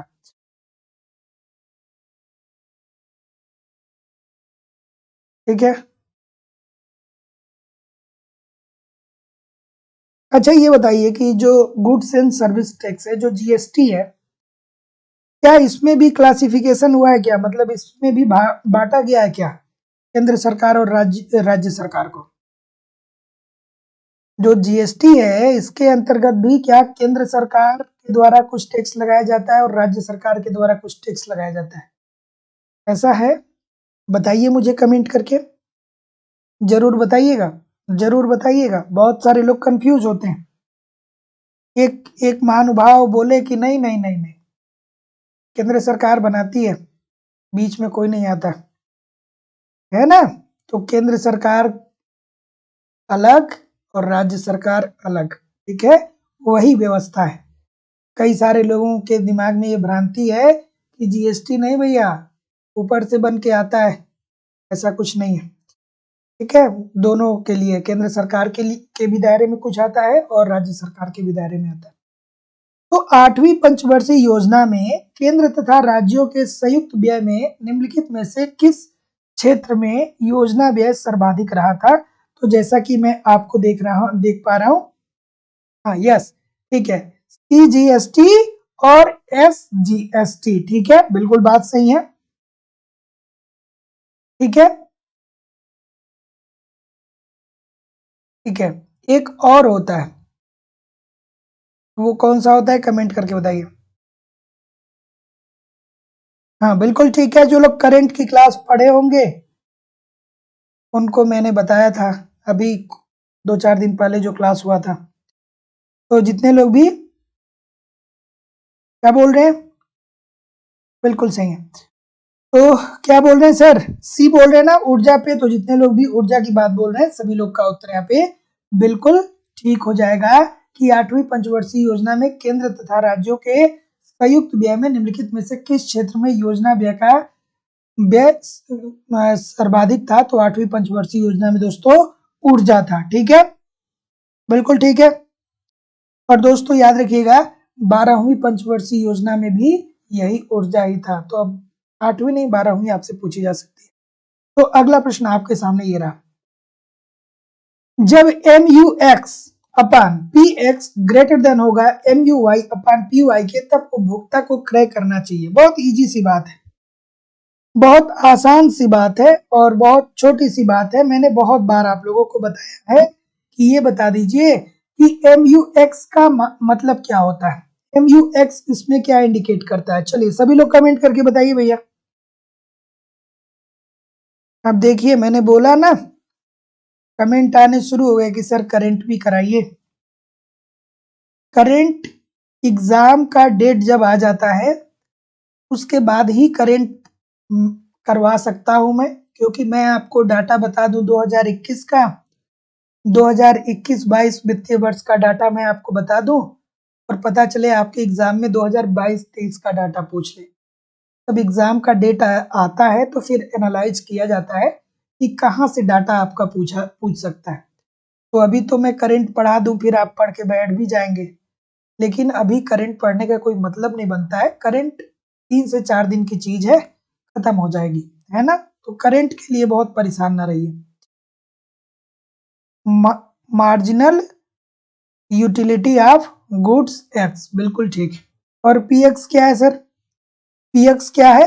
तो जितने लोग भी क्या बोल रहे हैं, ये बोल रहे हैं, सभी लोग का उत्तर यहाँ पे बिल्कुल ठीक है कि एक्स की अधिक मात्रा तथा वाई की कम मात्रा। अगर जो MUX upon PX is greater than है किसके, MUY अपान PY के, तब उपभोक्ता को क्रय करना चाहिए X की अधिक मात्रा तथा Y की कम मात्रा।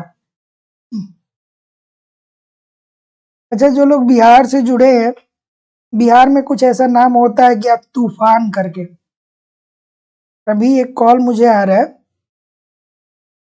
और उस पर लिख के आ रहा है तूफान, और ये बिहार से कॉल कर रहे हैं। बिहार में ऐसा नाम होता है क्या, तूफान? चलिए इस प्रश्न का उत्तर करिए। हाँ, एक्स की कीमत, पीएक्स क्या इंडिकेट कर रहा है, एक्स की कीमत, पीवाई वाई की कीमत, बिल्कुल ठीक। इस प्रश्न का उत्तर करिए। बी बोल रहे हैं बहुत सारे लोग, अच्छा भैया, चलिए क्या उत्तर होगा भाई, ऑप्शन नंबर बी सभी लोग बोलेंगे। मुझे ऐसा पता है कि एक विलासिता वस्तु की श्रेणी में आती है उसकी मांग की आयलोच क्या होती है, इकाई से अधिक होती है, क्योंकि विलासिता वस्तु की श्रेणी में जब आपकी आय में वृद्धि होती है तो आपकी आय में वृद्धि होने के कारण आप विलासिता वस्तुओं की मांग में भी वृद्धि करते हैं। ठीक है, इसका इससे कोई संबंध नहीं होता है कि वस्तुओं की कीमत बढ़ेगी तो मांग में कमी आएगी, ऐसा कुछ नहीं है। आपकी आय वृद्धि होती है तो क्या होता है, मांग में वृद्धि आती है। तो ऑप्शन नंबर बी बिल्कुल ठीक है। अगला प्रश्न, उपभोक्ता व्यवहार में प्रतिस्थापन प्रभाव को पृथक करने में निम्नलिखित में से कौन एक अपरिवर्तित रहता है?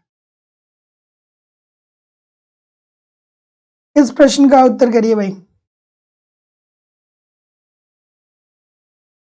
कि उपभोक्ता व्यवहार में प्रतिस्थापन प्रभाव को पृथक करने में निम्नलिखित में से कौन एक अपरिवर्तित रहता है?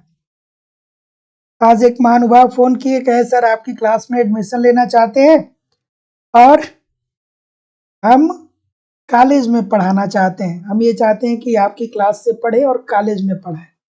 ठीक है, तो अब बताइए मैं उनको क्या उत्तर दूं?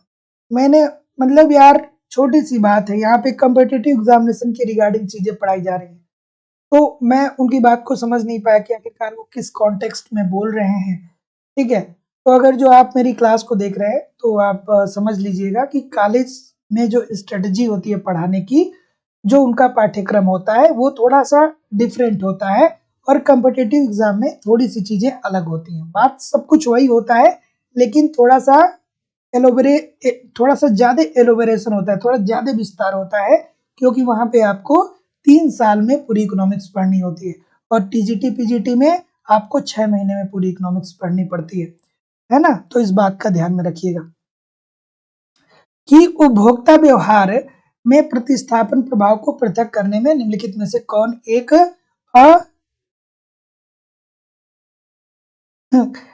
एक अपरिवर्तित रहता है? तो क्या उत्तर होगा सर? तो जितने लोग भी ऑप्शन नंबर क्या बोल रहे हैं, बी बोल रहे हैं, बी बोल रहे हैं, बी बोल रहे हैं, और कुछ लोग ए भी बोल रहे हैं क्या? अच्छा भाई, कुछ लोग ए भी बोल रहे हैं। जितने लोग भी ए बोलेंगे सभी लोग का उत्तर ठीक होगा सर कि उपभोक्ता व्यवहार में प्रतिस्थापन प्रभाव को पृथक करने में कौन अपरिवर्तित रहेगा? तो जो वास्तविक आय होगी वो क्या होगी, अपरिवर्तित रहेगी। तो सभी लोग क्या बोल रहे हैं, ए बोल रहे हैं ना?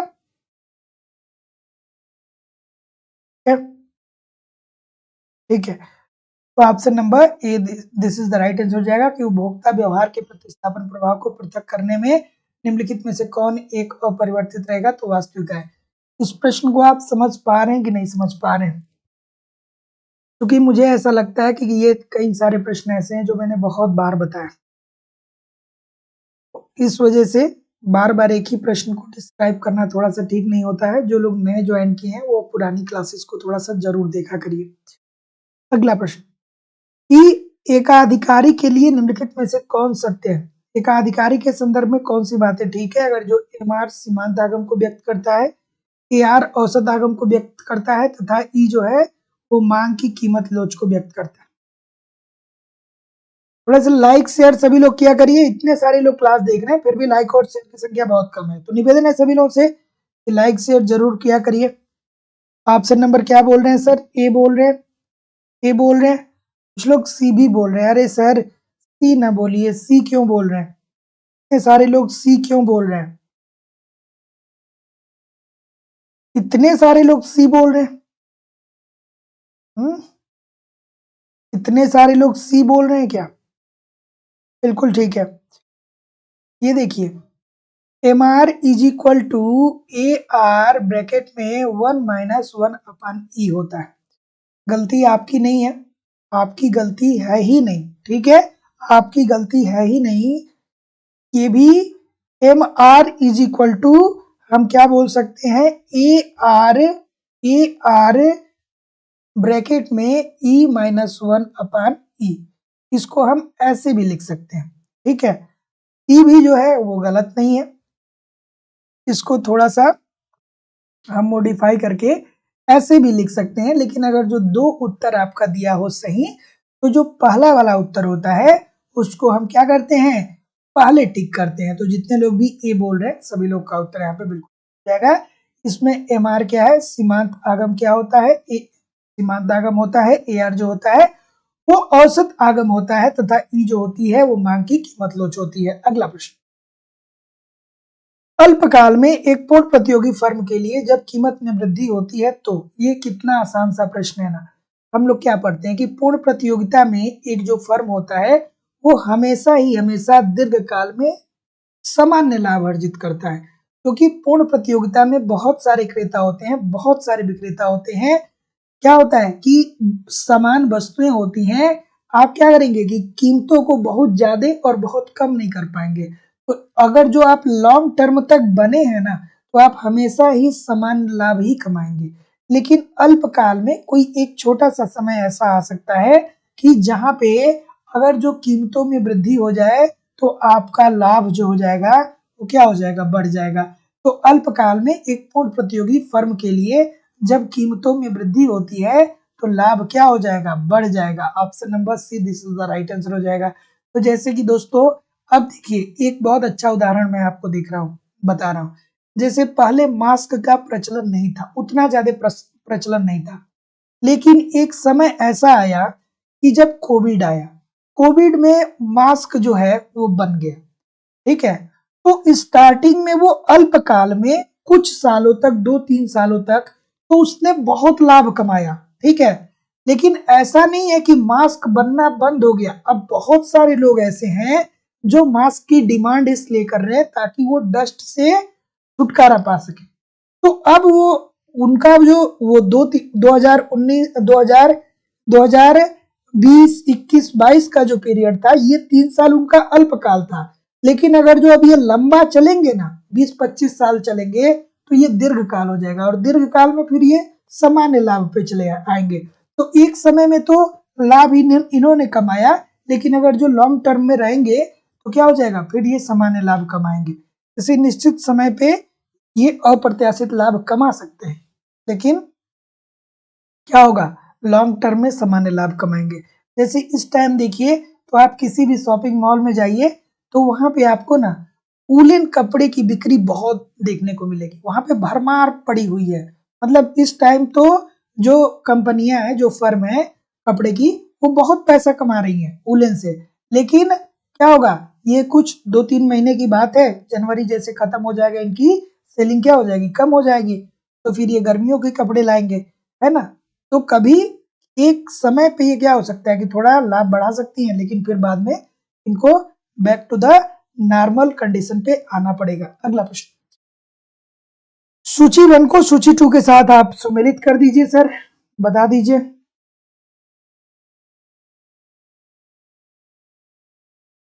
ऑप्शन नंबर क्या आ रहा है,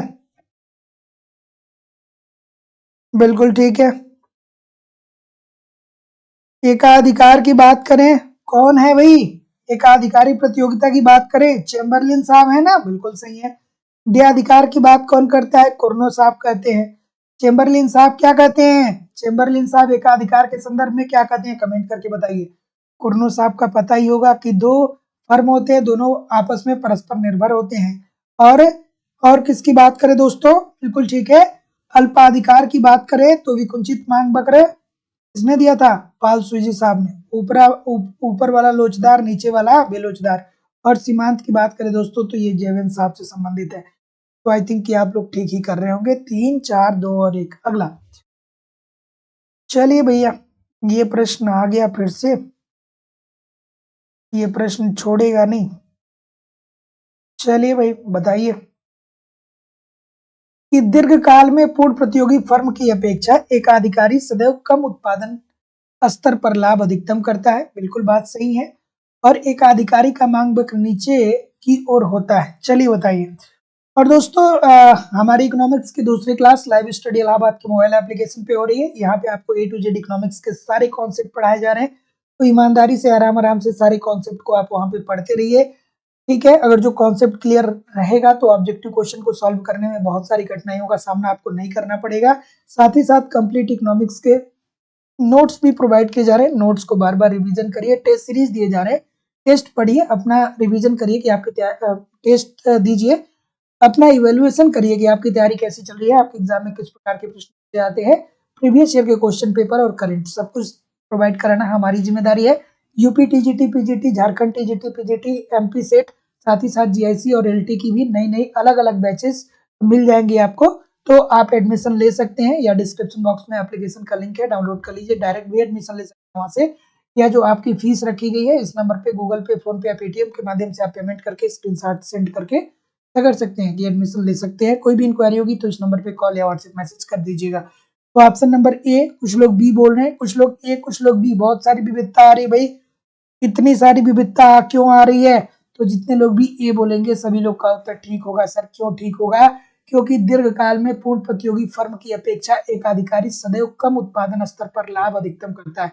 क्योंकि जो एकाधिकारी होता है ना, उसका ये इंटेंशन होता नहीं है कि वो दीर्घकाल तक जाएगा, उसे बस अप्रत्याशित लाभ मिलते चला जाता है, लाभ मिलते चला जाता है, और वो क्या करता है, उत्पादन करता रहता है। ठीक है, तो वो सदैव जो होता है एकाधिकारी, वो कम उत्पादन करता है ताकि बाजार में जितनी वस्तुओं की मांग है उतनी पूर्ति ना हो। तो जब जितनी वस्तुओं की मांग होगी उतनी पूर्ति नहीं होगी, तो जाहिर सी बात है कि क्या होने वाला है, तो कीमत बढ़ जाएगी। तो कीमत बढ़ जाएगी तो ये अप्रत्याशित लाभ कमाएगा।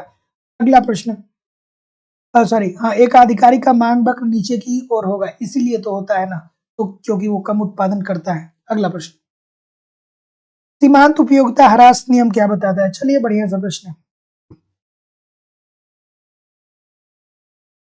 क्या उत्तर होगा सर?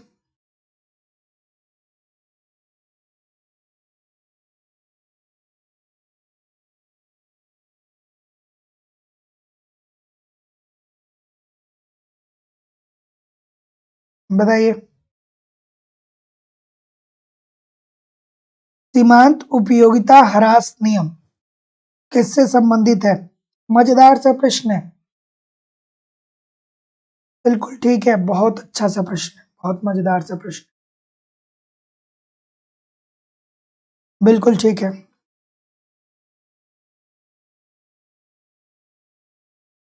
बिल्कुल सही है।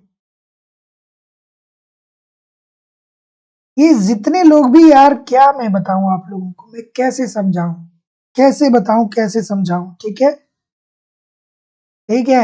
अब आप कहेंगे सर हाँ आपकी बात सही है, गॉसिन का प्रथम नियम क्या है? गॉसिन का प्रथम नियम क्या है? इसे ही तो हम सीमांत उपयोगिता ह्रास नियम बोलते हैं सर। तो इसमें क्या होता है कि जैसे जैसे आपकी आय बढ़ती है, ठीक है, जैसे जैसे जैसे जैसे किसी वस्तु की उत्तरोत्तर इकाइयों को आप बढ़ाते चले जाते हैं, वैसे वैसे उससे मिलने वाली उपयोगिताएं आपकी क्या होती हैं, कम होने लगती हैं। तो फिर डी क्यों नहीं होगा सर? इतने सारे लोग गलत कर रहे हैं यार, क्यों गलत कर रहे हैं? अब याद आया, अब याद आया, सीमांत उपयोगिता ह्रास नियम कह रहा है, तो तुरंत आपको गॉसिन का प्रथम नियम आना चाहिए। ठीक है, अगर जो सम सीमांत उपयोगिता ह्रास नियम की बात करें तो गॉसिन का द्वितीय नियम याद आना चाहिए, है ना? पीछे पीछे भागने की कला छोड़ दीजिए, है ना? जो पीछे पीछे बी बोल दिए तो बी होगा नहीं। सीमांत उपयोगिता ह्रास नियम क्या होता है कि जैसे जैसे किसी वस्तु के स्टॉक में आप वृद्धि करते चले जाते हैं, वैसे वैसे उससे मिलने वाली सीमांत उपयोगिता कम होने लगती है। अगर जो पहली कार आपके घर में आएगी ना, तो वो बहुत महत्वपूर्ण होगी। दूसरी कार, तीसरी कार, चौथी कार, जब बहुत सारी कार आपके घर में आ जाएगी, तो एट अ टाइम एक ही इस्तेमाल करेंगे ना, तो जो बाकी वाली होंगी कार, उससे मिलने वाली आपकी उपयोगिता क्या हो जाएगी, कम होती चली जाएगी। डी बोल रहे हैं, ठीक बोल रहे हैं। अगला, एकाधिकारिक प्रतिस्पर्धा की वह विशेषता जिसके कारण फर्म का लाभ दीर्घकाल में शून्य हो जाता है। अब गलती नहीं करना है, ठीक है, बहुत सारी गलतियां हो चुकी हैं, केवल गलती ही करेंगे तो फिर सीखेंगे कब? और ऐसा नहीं है कि वो प्रश्न मैं पहली बार करवा रहा हूँ, एक बार ऑलरेडी करवा चुका हूँ, और वहां भी आप बहुत सारे लोग गलत किए थे, है ना? तो अब थोड़ा सा इम्प्रूव करने की जरूरत है। इस प्रश्न का उत्तर करिए, क्या उत्तर होगा? डी बोल रहे हैं सभी लोग, इस प्रश्न का उत्तर सभी लोग ठीक बोलेंगे। मुझे पता है कि एकाधिकारिक प्रतिस्पर्धा की वह विशेषता जिसके कारण फर्म का लाभ दीर्घकाल में शून्य हो जाता है, वो स्वतंत्र फर्मों का स्वतंत्र प्रवेश हो जाता है। क्यों? क्योंकि आपको फिर याद आ जाना चाहिए शुम्पीटर साहब का सिद्धांत। तो शुम्पीटर साहब क्या कहते हैं कि अगर जो कोई एक फर्म है वो किसी वस्तु का उत्पादन कर रहा है ना, तो जो लोग आस-पास के होंगे वो लोग देखेंगे कि अरे यार ये तो उत्पादन करके अप्रत्याशित लाभ कमा रहा है, तो फिर वो क्या करने लगेगी, उसी प्रकार की वस्तुओं को क्या करेंगे, उसी प्रकार की वस्तुओं का उत्पादन करने लगेंगे। तो ऐसी स्थिति में जब समरूप वस्तुओं का उत्पादन कोई और फर्म करने लगेगा तो धीरे-धीरे देयाधिकार, फिर अल्पाधिकार, फिर पूर्ण प्रतियोगिता की बात आ जाएगी, ठीक है? तो वहाँ पे एक अधिकार बचेगा ही नहीं। तो जितने लोग भी डी बोल रहे हैं, सभी लोग का उत्तर यहाँ पे बिल्कुल ठीक है। और जैसा कि आजकल आप देख रहे हैं कि युवाओं का बहुत क्रेज़ है, बहुत सारे युवा ऐसे हैं जो चाय की दुकान खोल रहे हैं, है ना? बहुत पढ़े-पढ़े लिखे। कहीं पे कहीं पे आपको मिल रहा है कि बीए चाय वाला, कहीं पे आपको मिल रहा है एमए चाय वाला, कहीं पे आपको मिल रहा है एमबीए चाय वाला। खैर पॉपुलैरिटी हासिल कर ली। कहीं मतलब आपको, तो ये किसके कारण इतना हो रहा है? जो एक एमबीए चाय वाला है उसके बारे में आप लोगों ने सुना होगा कि उसने बहुत अच्छा स्टार्टअप तैयार किया है और बहुत सारी अर्निंग उससे करता है, ठीक है? तो अब क्या हो रहा है कि सभी लोग चाय की दुकान खोलने लगे। और थोड़ा-सा निराशाजनक बातें ये लगती हैं, क्योंकि देखिए चाय की दुकान खोल के आप आत्मनिर्भर बन सकते हैं, लेकिन आप अंतर्राष्ट्रीय बाजार में किसी वस्तु के का निर्यात नहीं कर पाएँगे, है ना? जैसे कि हमारे बहुत सारे लीडर भी हुए जो बोलते हैं कि क्या करो? पकौड़े बेचो, चाय बेचो, खुद का करो। लेकिन चाय और पकौड़ा बेचने से ना आप कुछ ऐसा नहीं करेंगे ना कि जिन वस्तुओं की डिमांड क्या हो, अंतर्राष्ट्रीय बाजार में हो और आप उसको फुलफिल कर दें। जैसे जब इंजीनियर जब एक समय था आज से 8 या 10 साल पहले या 10 साल पहले कि लोग इंजीनियरिंग की तरफ झुकाव करते थे, तो लोग इंजीनियर बनते थे। तो वहाँ पे क्या करते थे, बैठे हैं अपने देश में और किसी अमेरिकन सॉफ्टवेयर कंपनी के लिए काम कर रहे हैं, तो उससे क्या हो रहा है, हमको सैलरी मिल रहा है, ठीक है? हम कोई क्या कर रहे हैं कि हम विदेश में जाके अपना कार्य, वो एक प्रेस्टिजियस कार्य है ना? लेकिन आप चाय बेच करके अंतर्राष्ट्रीय बाजार में अपने आप को बेहतर नहीं कर पाएँगे। फिर भी इसको लोग क्या बोल रहे हैं? इसको लोग बहुत बढ़ावा दे रहे हैं। तो किन्स का रोजगार व आय का सिद्धांत जुड़ा हुआ है? तो जितने लोग भी क्या बोल रहे हैं? अनैच्छिक बेरोजगारी से, सभी लोग का उत्तर यहाँ पे बिल्कुल ठीक है कि किन्स का रोजगार व आय का सिद्धांत जुड़ा हुआ है अनैच्छिक बेरोजगारी से। अनैच्छिक बेरोजगार कौन है भैया? किन्स साहब के शब्दों में वो ये कहते हैं कि जो लोग प्रचलित मजदूरी दर पे कार्य करने के लिए तैयार हैं, लेकिन उन्हें कार्य नहीं मिल रहा है, वो लोग क्या हैं? अनैच्छिक बेरोजगार हैं। अगला प्रश्न। अच्छा, ऐच्छिक बेरोजगारों की संख्या भारत में सबसे ज्यादा कहाँ पे है? कमेंट करके बताइए, प्रश्न पूछा जा सकता है। अनैच्छिक बेरोजगारों की संख्या भारत में सबसे ज्यादा कहाँ पे है? ठीक है, अनैच्छिक बेरोजगार, सॉरी ऐच्छिक बेरोजगार, सॉरी अनैच्छिक नहीं, ऐच्छिक, जो अपनी इच्छा से बेरोजगार हैं। इस प्रकार की बेरोजगारी भारत के किस राज्य में सबसे ज्यादा पाई जाती है? आपको कमेंट करके बताना है। और ऐच्छिक बेरोजगारी का मतलब क्या है कि प्रचलित मजदूरी दर पे आपको कार्य मिल रहा है, लेकिन आप कार्य करने के इच्छुक ही नहीं है। भैया मुझे कार्य नहीं करना है, ठीक है, ठीक है, बिल्कुल। तो देखिए दोस्तों, कई सारे राज्य हैं, लेकिन उसमें से बिहार एक है। बिहार में बहुत सारे लोग ऐसे होंगे जो बिहार से जुड़े होंगे, उनको पता होगा कि बिहार हो गया। नहीं, वो साक्षरता के संदर्भ में हम बात नहीं कर रहे हैं। साक्षरता के संदर्भ में आप बात करेंगे तो फिर केरल हो जाएगा, ये बात आपकी सही है। लेकिन अगर जो अनैच्छिक बेरोजगारी, जहाँ पे लोगों का माइंडसेट ही ऐसा है कि नहीं, ऐच्छिक बेरोजगारी की नहीं भैया, कुछ नहीं करना है, ठीक है, 2-4 बीघा खेत है, उसमें थोड़ा बहुत गेहूं चावल गन्ने का उत्पादन कर लेंगे, घर बैठे रहेंगे, गेहूं चावल मिलता रहेगा, टेलीविजन देखते रहेंगे, गांव में क्या करेंगे कि गैम्बलिंग करते रहेंगे, ठीक है, लोगों के साथ क्या होगा, लोगों के साथ बैठेंगे, एंजॉय करेंगे, घर में रहेंगे, टेलीविजन देखेंगे, उनको कोई काम करने से कोई भी मतलब नहीं है, ठीक है।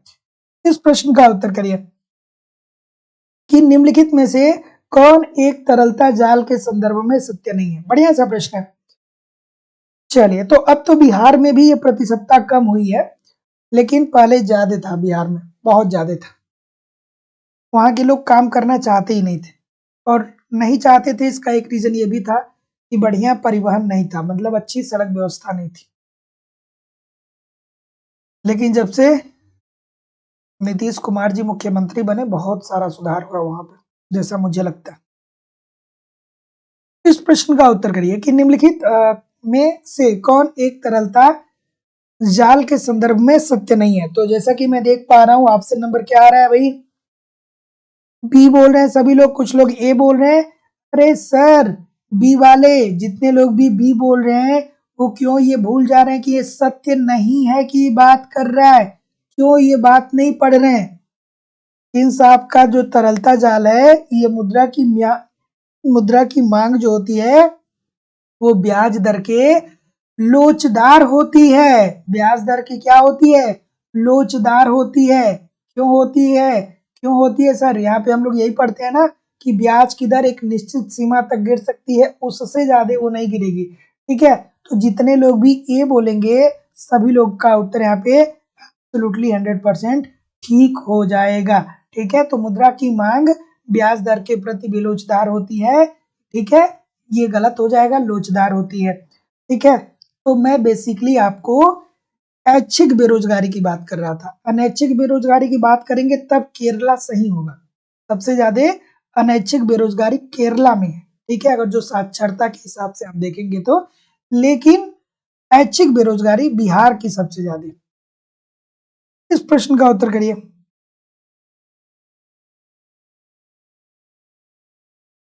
ठीक है, निम्नलिखित में से कौन एक प्रतिष्ठित समष्टि अर्थशास्त्र के लिए सत्य नहीं है? चलिए बताइए इस प्रश्न का उत्तर। और भाई, जब अगर जो सड़क की बात हुई है, तो फिर नितिन गडकरी साहब का योगदान हमें क्या करना चाहिए? उनकी सराहना करनी चाहिए। बहुत अच्छा काम उन्होंने किया। नितिन गडकरी साहब ने जो परिवहन के क्षेत्र में कार्य किया है, इतना बेहतर कार्य मुझे नहीं लग रहा है कि पहले किसी ने भी किया। बहुत अच्छा काम किया, और 2024 तक और भी बहुत बेहतरीन होने की संभावना है। चलिए इस प्रश्न का उत्तर करिए। ऑप्शन नंबर क्या बोल रहे हैं? बी। इस बार भी सभी लोग बोल रहे हैं, तो जितने लोग भी बी बोल रहे हैं सर, सभी लोग का उत्तर यहाँ पे बिल्कुल सही है कि निम्नलिखित में से कौन एक प्रतिष्ठित समष्टि अर्थशास्त्र के लिए सत्य नहीं है। तो इन्होंने कीमतों को परिवर्तनशील माना है, कीमतों को इन्होंने स्थिर नहीं माना है। तो जितने लोग भी यहाँ पे बी बोल रहे हैं, सभी लोग का उत्तर यहाँ पे एब्सोल्युटली ठीक है।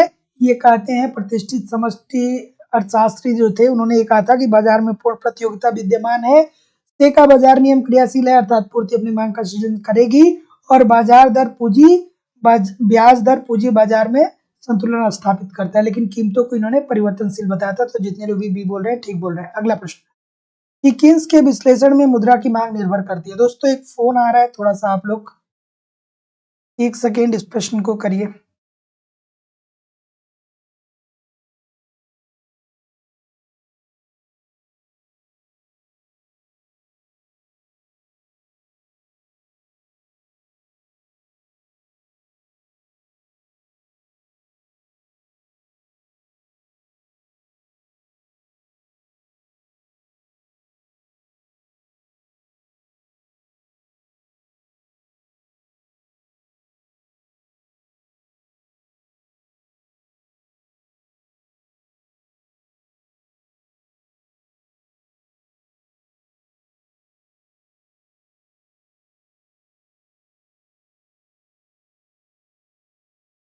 चलिए इस प्रश्न का उत्तर करिए।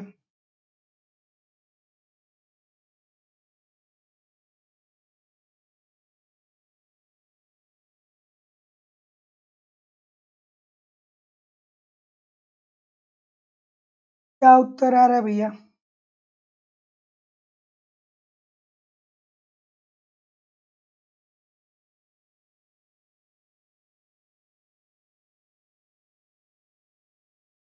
चलिए बताइए, आवाज क्लियर है ना? ठीक।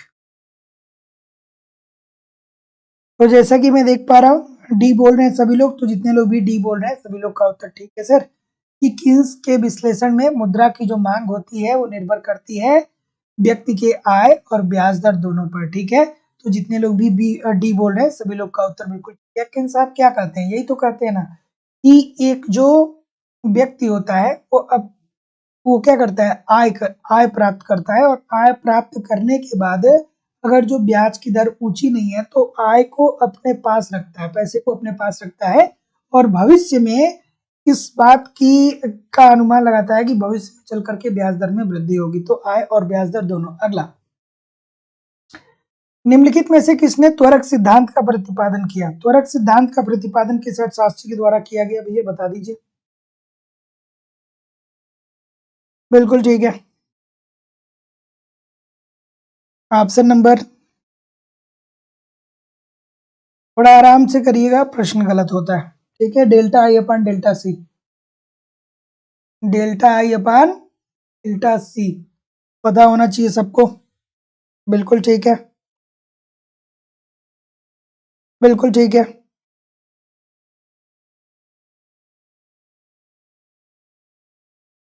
उपभोग में परिवर्तन होगा तो निवेश पे क्या असर पड़ेगा, यही ना। तो सर्वप्रथम जो दिया था वो ऑस्ट्रेलियन साहब ने दिया था, और बाद में जो विकसित किया था वो जेबी क्लार्क ने किया था। तो ऑप्शन नंबर डी बिल्कुल ठीक होगा। अगला प्रश्न, बाजार के आकार का महत्वपूर्ण निर्णायक है। बाजार के आकार का महत्वपूर्ण निर्णायक है। चलिए आराम से इस प्रश्न का उत्तर करिए भैया। गलत नहीं होना चाहिए। सभी लोग लाइक और शेयर जरूर कर दिया करिए। इतने सारे लोग क्लास देखते हैं फिर भी लाइक और शेयर की संख्या इतनी कम क्यों रहती है? सभी लोगों से निवेदन है कि थोड़ा सा लाइक और शेयर जरूर किया करिए, इतने सारे लोग क्लास देख रहे हैं। चलिए बताइए भैया।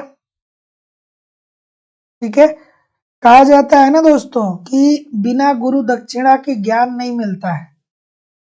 तो गुरु दक्षिणा बस आपकी इतनी हो जाएगी, अगर जो आप एक बार लाइक कर देंगे और एक बार शेयर कर देंगे, इट मीन्स कि आप फ्री में शिक्षा नहीं लेंगे। अगर जो एक लाइक शेयर कर दे रहे हैं तो इसका मतलब कि फ्री में आप शिक्षा नहीं ले रहे हैं। बोला जाता है ना कि मुफ्त की जो शिक्षा होती है वो कारगर नहीं होती है। तो अगर जो एक लाइक शेयर आप कर देंगे तो ये जो आप शिक्षा ले रहे हैं ये मुफ्त की नहीं रह जाएगी, है ना। तो समझिएगा बात को, इस थोड़ा सा प्रयास करिए तो आपकी ये जो शिक्षा होगी वो मुफ्त की नहीं रहेगी। मुफ्त की शिक्षा कारगर नहीं होती है, ऐसा कहा जाता है। अगला प्रश्न कि बाजार के आकार का महत्वपूर्ण निर्णायक कौन सा है? क्या उत्तर होगा सर? सभी लोग बोलेंगे सर उत्पादकता होगा, क्योंकि उत्पादकता क्यों होता है उत्पादकता? क्योंकि पहले वस्तुओं की मांग होती है और इस मांग की पूर्ति करने के लिए, इस मांग को फुलफिल करने के लिए क्या होता है दोस्तों? पूर्ति होता है, और जब पूर्ति होगा तो उत्पादन होगा। ठीक है, तो ऑप्शन नंबर सी बिल्कुल ठीक हो जाएगा। अगला, ठीक है,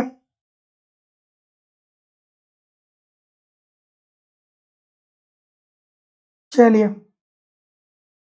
रिकार्डो ने भविष्यवाणी की थी कि अर्थव्यवस्था स्थिर अवस्था में पहुंच जाएगी, क्योंकि ये तो बहुत इजी सा प्रश्न है।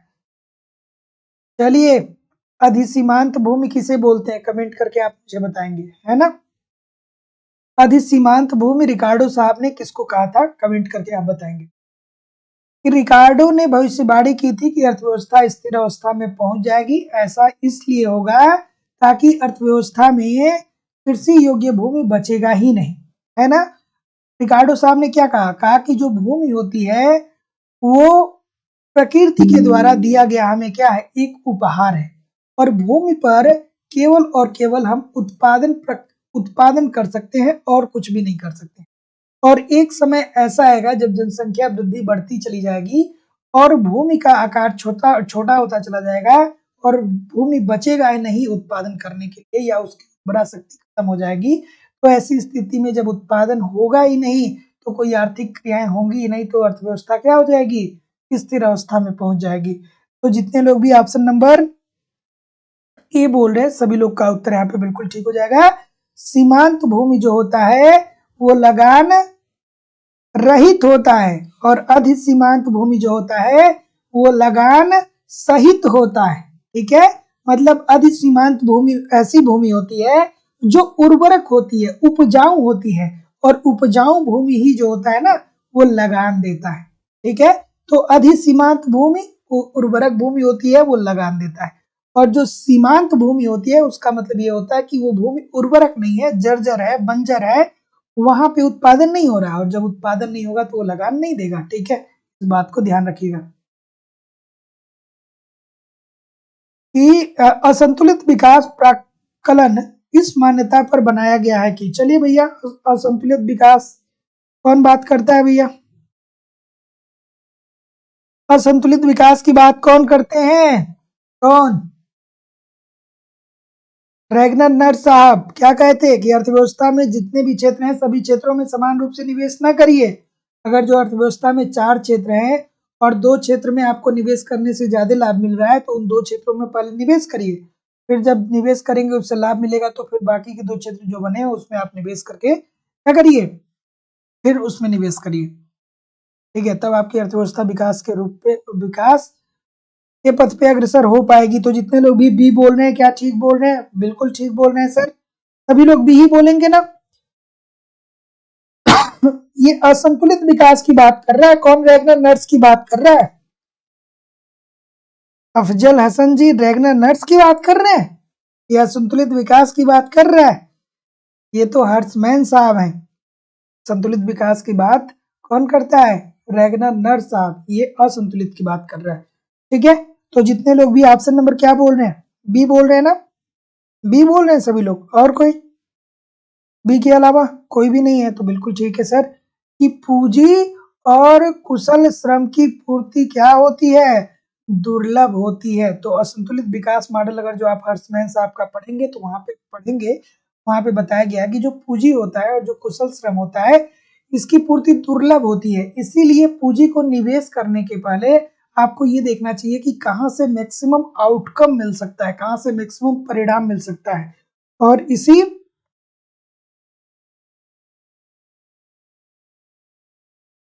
ठीक है, तो इसीलिए पूंजी को वही निवेश करिए जहां पे मैक्सिमम आउटकम मिल पाता है। तो भाई मैंने भी तो यही बोला ना कि संतुलित जो होता है वो रैगनर नर्स साहब और असंतुलित जो होता है वो हर्ट्समैन ने। गलत निकल गया क्या? गलत मैंने बोल दिया क्या? अगर जो मैंने गलत बोल दिया होगा तो ठीक है, कभी संतुलित की जगह से पर असंतुलित निकल गया होगा ऑटोमेटिकली। ये बात हमने बहुत बार बताई है, तो फिर गलत नहीं होना चाहिए, है ना? कभी कभी कभी असाइलेंट हो सकता है, कभी अ जो होगा होगा वो आ सकता है। चलिए बताइए कि हाल के वर्षों में भारत में प्रत्यक्ष कर सुधारों के पीछे कौन सा मूलभूत दर्शन नहीं रहा है? इजी सी बात है, क्या उत्तर होगा? क्या उत्तर होगा सर, बताइए। बी बोलेंगे सभी लोग, कर के आधार को विस्तृत करना है। और कोई भैया? बिल्कुल, तो जितने लोग भी बी बोलेंगे क्या आपकी बात ठीक होगी? बिल्कुल ठीक होगी। देखिए, जब ये प्रश्न बना हुआ था दोस्तों तो उस टाइम जो इसका उत्तर था वो ऑप्शन नंबर ए था, लेकिन अगर जो वर्तमान की सिनेरियो देखी जाएगी तो उसका उत्तर क्या हो जाएगा? कर आधार को विस्तृत करना। ठीक है, तो हाल के वर्षों में भारत में प्रत्यक्ष कर सुधारों के पीछे कौन सा मूलभूत दर्शन नहीं रहा है? तो वर्तमान समय की बात करेंगे दोस्तों तो कर आधार को भी विस्तृत करना है। क्या करना? ये मूलभूत दर्शन नहीं रहा है। ठीक है, ये इससे पहले की बात करें तब आप अगर जो आप ऑप्शन नंबर ए कर रहे हैं तो ठीक होंगे, लेकिन अब वर्तमान समय में सिनेरियो चेंज हो गया। अगला, भारत में जीएसटी क्यों बनाया गया? इसीलिए तो बनाया गया कि सरकार ने हमको ये कहा कि भैया देखिए, आप जो अलग अलग जगहों पे अलग अलग तरीके से टैक्स देते थे ना, अब आपको नहीं देना है। हम क्या कर देंगे, एक ही जगह सब सारे टैक्स को क्या कर देंगे, अप्लाई कर देंगे। बहुत सारे लोग बहुत खुश हो गए। ठीक है, बहुत सारे लोग इतने खुश हो गए, हमारे परिचय में कुछ लोग थे, उन्होंने कहा अरे जीएसटी आ गया, कपड़े अब मिलेंगे 300 रुपए में, ब्रांडेड कपड़े 300 रुपए मिलेंगे। ठीक है, और अब जब शॉपिंग करने आदमी जाता है ना तो कपड़े की प्राइस थोड़ा सा कम कष्ट देता है, कम दर्द देता है। जीएसटी ज्यादा कष्ट देता है। ठीक है, कहीं कॉफी पीने चले जाइए, 90 रुपए की कॉफी मिलेगी, उस पे 15-20 रुपए जीएसटी लग जाएगा। ठीक है, तो आप तो सोच के जाते हैं कि चलो चलो यार 90 रुपए की कॉफी है, और आपको टोटल पेमेंट कितना करना पड़ेगा, उसके लिए 120 रुपए पेमेंट करना पड़ेगा, या उसके लिए 115 रुपया पेमेंट करना पड़ेगा। तो अगर जो 2 कॉफी आपने पिया तो क्या हुआ, 40 रुपए या 30 रुपए आपका बड़े आराम से आपकी जेब से चला गया। तो भारत में योजना आयोग का गठन किस वर्ष में हुआ था? चलिए, तो इजी सी बात है। तो जितने लोग भी क्या बोल रहे हैं, बी बोल रहे हैं, सभी लोग का उत्तर ठीक है कि सर कब, 24 मार्च 2050 को। कौन सी समिति थी, कमेंट करके ये बताइए ना। डेट तो मुझे पता है, आपको पता है कौन सी समिति थी। भारत में योजना आयोग का जो गठन हुआ था वो किस समिति के तहत गठन हुआ था, आप सभी लोग कमेंट करके बताइए। ठीक है, तो जितने लोग भी बी बोल रहे हैं सभी लोग का उत्तर बिल्कुल ठीक है, केसी नियोगी समिति, केसी नियोगी समिति, है ना। तो भारत में योजना आयोग का गठन जो हुआ था वो कब हुआ था, 24 मार्च 1950 को हुआ था। और किसकी अध्यक्षता में हुआ, 24 मार्च को नहीं यार, 15 मार्च को हुआ था, है ना। 24 मार्च को नहीं, 15 मार्च। ठीक है, 15 मार्च को हुआ था, 15 मार्च को हुआ था, 15 मार्च को हुआ था, 15 मार्च 1950 को। ठीक है, केसी नियोगी। चलिए आगे मूव करेंगे। पेरेटो के कल्याण के अधिकतमीकरण के लिए क्या एक सत्य है? चलिए बताइए, इस प्रश्न का उत्तर करिए। क्या उत्तर होगा भाई? बिल्कुल ठीक है, पेरेटो के कल्याण के अधिकतमीकरण के लिए क्या एक सत्य है? कौन सी बातें सत्य है भाई? चलिए, बिल्कुल ठीक है, इजी सी बात है, गलत नहीं होना चाहिए। ऑप्शन नंबर, अब देश की सिनेरियो ऐसी हो गई है ना कि आप खुले तौर पे कुछ बोल भी नहीं सकते हैं किसी को, है ना। इस टाइम पता नहीं कैसे कैसे लोग व्याप्त हैं सोशल मीडिया पे। उनका दिन की शुरुआत ही होती है जय श्री राम से, और रात की समाप्ति भी होती है जय श्री राम पे। करते कुछ नहीं है, दिन भर फेसबुक और व्हाट्सएप पे जय श्री राम, ठीक है, बोलते रहते हैं। ठीक है, जय श्री राम सही नहीं है, जय सिया राम सही है। उन लोगों से आप बात भी नहीं कर पाएंगे, वो बेरोजगार हैं, खुश हैं, कोई टेंशन नहीं है। ठीक है, कोई कहेगा कि हमें क्या करना है, हमें ऐसा राष्ट्र बनाना है, हमें वैसा राष्ट्र बनाना है। फालतू के लोग, उनको ये नहीं पता है कि उनका भविष्य क्या हो गया, अंधकार में चला गया, है ना। ठीक है, क्या करना है, पेरेटो के कल्याण, पेरेटो के कल्याण के अधिकतमीकरण के लिए क्या एक सत्य है? इस प्रश्न का उत्तर करिए। कोई कहता है कि हिंदू खतरे में है। भैया जब अकबर, बाबर, हुमायूं, कितने सारे आक्रांता आए, ईरानी आए, ठीक है, यूरोपीय आए, अंग्रेज आए, तो उस टाइम हिंदू का कुछ नहीं हुआ। तो अभी तो हमारे देश का राष्ट्रपति हिंदू है, देश का प्रधानमंत्री हिंदू है, प्रदेश के सारे जो चीफ मिनिस्टर हैं उसमें लगभग लगभग सभी हिंदू हैं। फिर भी अगर जो कोई ये कहे कि हिंदू धर्म खतरे में है, तो उससे बड़ा बेवकूफ कोई होगा इस समाज में नहीं होगा। इस प्रश्न का उत्तर करिए। और अगर जो खतरे में, चलिए, पेरेटो के कल्याण के अधिकतमीकरण के लिए क्या एक सत्य है? क्या उत्तर होगा भाई? ऑप्शन नंबर ए बोल रहे हैं, तो जितने लोग भी ए बोल रहे हैं सभी लोग का उत्तर बिल्कुल ठीक हो जाएगा कि इसमें अनेक अनुकूलतम बिंदु प्राप्त होते हैं। Option number A according to the question this is the right answer हो जाएगा। पेरेटो कल्याण में क्या होता है सर, यही तो होता है ना कि एक पेरेटो के जब अनुकूलतम कल्याण सिद्धांत को हम लोग पढ़ते हैं कल्याणकारी अर्थशास्त्र के अंतर्गत, तो उसमें क्या होता है, उसमें यही तो होता है ना कि एक की कल्याण में कमी किए बिना दूसरे को लाभ नहीं पहुंचाया जा सकता है। तो ऑप्शन नंबर क्या हो जाएगा, ये this is the right answer हो जाएगा। चलिए अगला प्रश्न। चलिए इस प्रश्न का उत्तर करिए कि नर्स के अनुसार विकासशील देशों को अपने भुगतान शेष पर किस कारण से गहरे एवं प्रतिकूल प्रभाव का सामना करना पड़ेगा। चलिए सर आप ज्यादा बात कर रहे हैं, चलिए ठीक है, फिर जो आपको लग रहा है ज्यादा बात कर रहे हैं तो इसके लिए मैं क्या है ध्यान दूंगा आपकी बातों पे। हमेशा इंसान की मनोदशा एक जैसे नहीं होती है, कभी कभी थोड़ा बात ज्यादा करना चाहता है आदमी, हो सकता है ऐसी मनोदशा हमारी हो, बट कोई दिक्कत नहीं है। अब बात नहीं होगी। चलिए इस प्रश्न का उत्तर करिए कि नर्स के अनुसार विकासशील देश को अपने भुगतान शेष पर किस कारण से गहरे एवं प्रतिकूल प्रभाव का सामना करना पड़ेगा। तो जैसा कि मैं देख पा रहा हूं ऑप्शन नंबर बी सभी लोग बोल रहे हैं, प्रदर्शन प्रभाव की बात बोल रहे हैं, बिल्कुल सही है सर।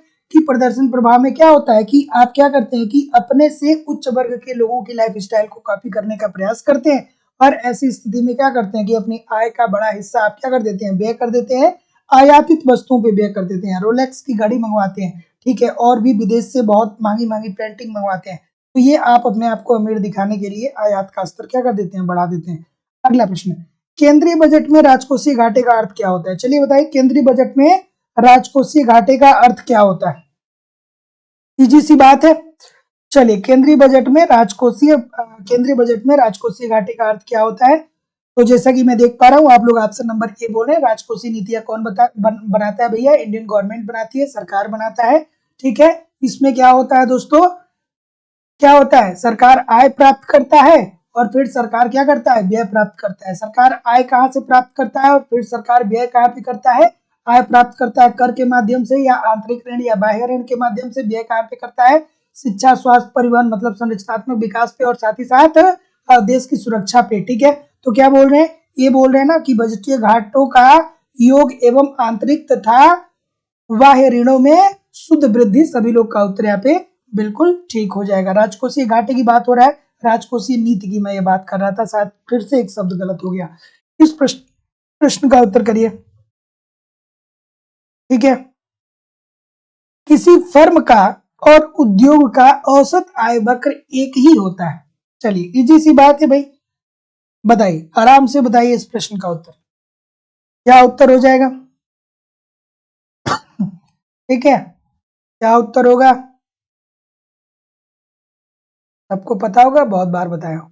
ये हुआ आपका उद्योग, ये क्या हो गया, ये आपका उद्योग हो गया, ये आपकी एक फर्म हो गई, ठीक है। यहाँ पे उद्योग क्या करता है, मांग व पूर्ति की शक्तियों के आधार पे कीमत का निर्धारण करता है, और इसी कीमत पर एक जो फर्म होता है वो अपनी जितनी चाहे वस्तुओं को बेच सकता है। मतलब ये जो फर्म होता है, एक अधिकारी जो होता है, ये कीमत को स्वीकार करता है, न कि कीमत को निर्धारित करता है। तो जितने लोग भी ए बोल रहे हैं सभी लोग का उत्तर यहाँ पे सही क्या बोल रहा है, ये सॉरी मैंने पूर्ण प्रतियोगिता की यहाँ पे बता दिया। ये क्या पूछ रहा है, किसी फर्म का और उद्योग का औसत, हाँ ठीक है, तो भी कोई दिक्कत नहीं है, उद्योग और फर्म की बात कर रहा है। तो जितने लोग भी ए बोल रहे हैं सभी लोग का उत्तर बिल्कुल ठीक है, क्योंकि एकाधिकारी के अंतर्गत एकाधिकारी ही उद्योग होता है, या वही फर्म होता है, वही कीमत को निर्धारित करता है कि हमको प्रोडक्ट कै रुपए का मार्केट में बेचना है, ठीक है।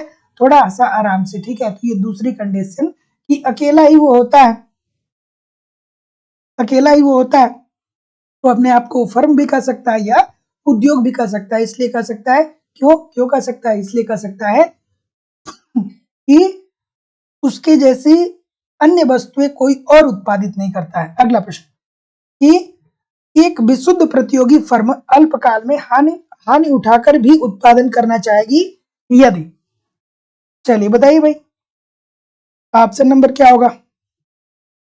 बिल्कुल ठीक है, बिल्कुल ठीक है, सॉरी।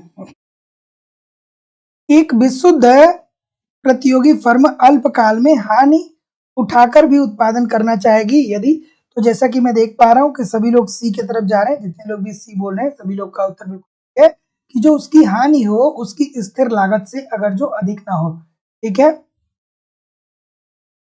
ठीक है। तो जितने लोग भी क्या बोल रहे हैं, सी बोल रहे हैं, बिल्कुल ठीक है, बिल्कुल ठीक है। क्या बोल रहे हैं, सी बोल रहे हैं। देखिए जो लोग भी ए बोल रहे हैं थोड़ा सा बात को ध्यान से समझिए। ये जितने लोग भी बोल रहे हैं थोड़ा सा बात को ध्यान से समझिए।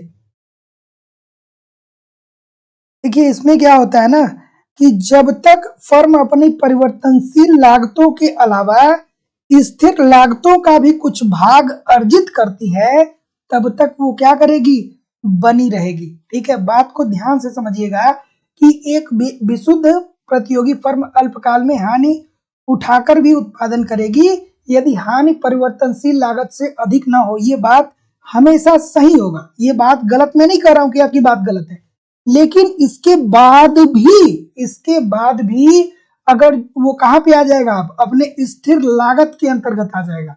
और अगर जो स्थिर लागत हानि उसकी स्थिर लागत से अधिक नहीं होगी तो वो क्या करेगा, उत्पादन में बना रहेगा। ठीक है, ये ऑप्शन नंबर ए आपकी बात बिल्कुल ठीक है, लेकिन इसके बाद ये स्थिर लागत पे चला आएगा, है ना। अगर जो ये स्थिर लागत नहीं दिया होता तब आप ऑप्शन नंबर ए की तरफ टिक कर सकते थे। ठीक है तो वो अपने परिवर्तनशील लागत के बाद अपने स्थिर लागत पे जाता है, थोड़ा बहुत थोड़े समय के लिए स्थिर लागत पे जाता है। ठीक है, इस बात को ध्यान से समझिए, बहुत कंफ्यूजन होता है इस प्रश्न में। अगला प्रश्न ये रहा कि सर्वप्रथम भारत के राष्ट्रीय आय की गणना का अनुमान लगाया गया था, किसके द्वारा लगाया गया था भैया। चलिए थोड़ा सा लाइक और शेयर सभी लोग कर दिया करिए। तो इस बात को ध्यान में रखिएगा कि परिवर्तनशील लागत के बाद वो स्थिर लागत पे थोड़े समय के लिए जाता है ना। इस प्रश्न का उत्तर करिए। बिल्कुल ठीक है, बिल्कुल ठीक है। तो ऑप्शन नंबर बी बोल रहे हैं दादा भाई नौरोजी। कितना बताया था सर, कितना बताया था, आप मुझे कमेंट करके बताएंगे क्या कि सर्वप्रथम भारत की राष्ट्रीय आय की गणना का अनुमान किसने लगाया था, दादा भाई नौरोजी ने लगाया था। कब लगाया था, 1867-68 में। कै रुपया उस टाइम भारत की प्रति व्यक्ति आय कै रुपए थी, 20 रुपए थी। तो ये सोचिए आज से कितने सैकड़ों वर्ष पहले हमारी प्रति व्यक्ति आय 20 रुपए थी, और आज भी हमारी सरकार कहती है कि अगर जो आपके पास 32 रुपया दिन का आ रहा है तो आप क्या हैं, कि आप गरीब नहीं है। ठीक है, तो जितने लोग भी ऑप्शन नंबर बी बोल रहे हैं ठीक बोल रहे हैं। अगला कि हालांकि गरीबी का आकलन इसलिए कैलोरी मात्रा के आधार पर किया जाता है। ठीक है, 2400 कैलोरी, 2100 कैलोरी। अगला प्रश्न कि किन्स के सिद्धांत में प्रभावी मांग वहां होगी, प्रभावी मांग क्या कहाँ होगी भैया। बिल्कुल ठीक है, हाँ 20 रुपया उन्होंने बताया था। दादा भाई नौरोजी की पुस्तक का नाम याद हो तो आप मुझे बता दीजिए। इन्हें वृद्ध पुरुष कहा जाता है, ये बात तो पता ही होगा। चलिए क्या उत्तर होगा भाई, तो जितने लोग भी डी बोल रहे हैं, सभी लोग डी बोल रहे हैं, तो जितने लोग भी डी बोल रहे हैं सर क्या आपकी बात सही है, चलिए बताइए। डी सभी लोग बोल रहे हैं, बहुत अच्छी बात है, डी बोलेंगे सही होगा। मैंने अभी बताया कुछ देर पहले कि जहां सकल मांग कीमत तथा सकल पूर्ति कीमत परस्पर क्या होते हैं, बराबर होते हैं, अर्थात मांग व पूर्ति की बात करते हैं। तो अगला प्रश्न ये रहा, संतुलित विकास की नीति कम आय वाले देशों के विकास के संदर्भ में वास्तविक क्षमताओं के अभाव के कारण उपयुक्त नहीं, ये विचार किसने दिया। बिल्कुल ठीक है, बिल्कुल ठीक है। बताइए इस प्रश्न का उत्तर।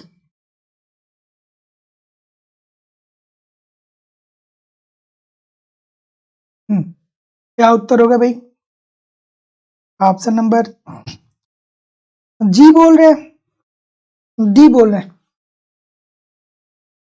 जेकब वाइनर की बात कर रहे हैं।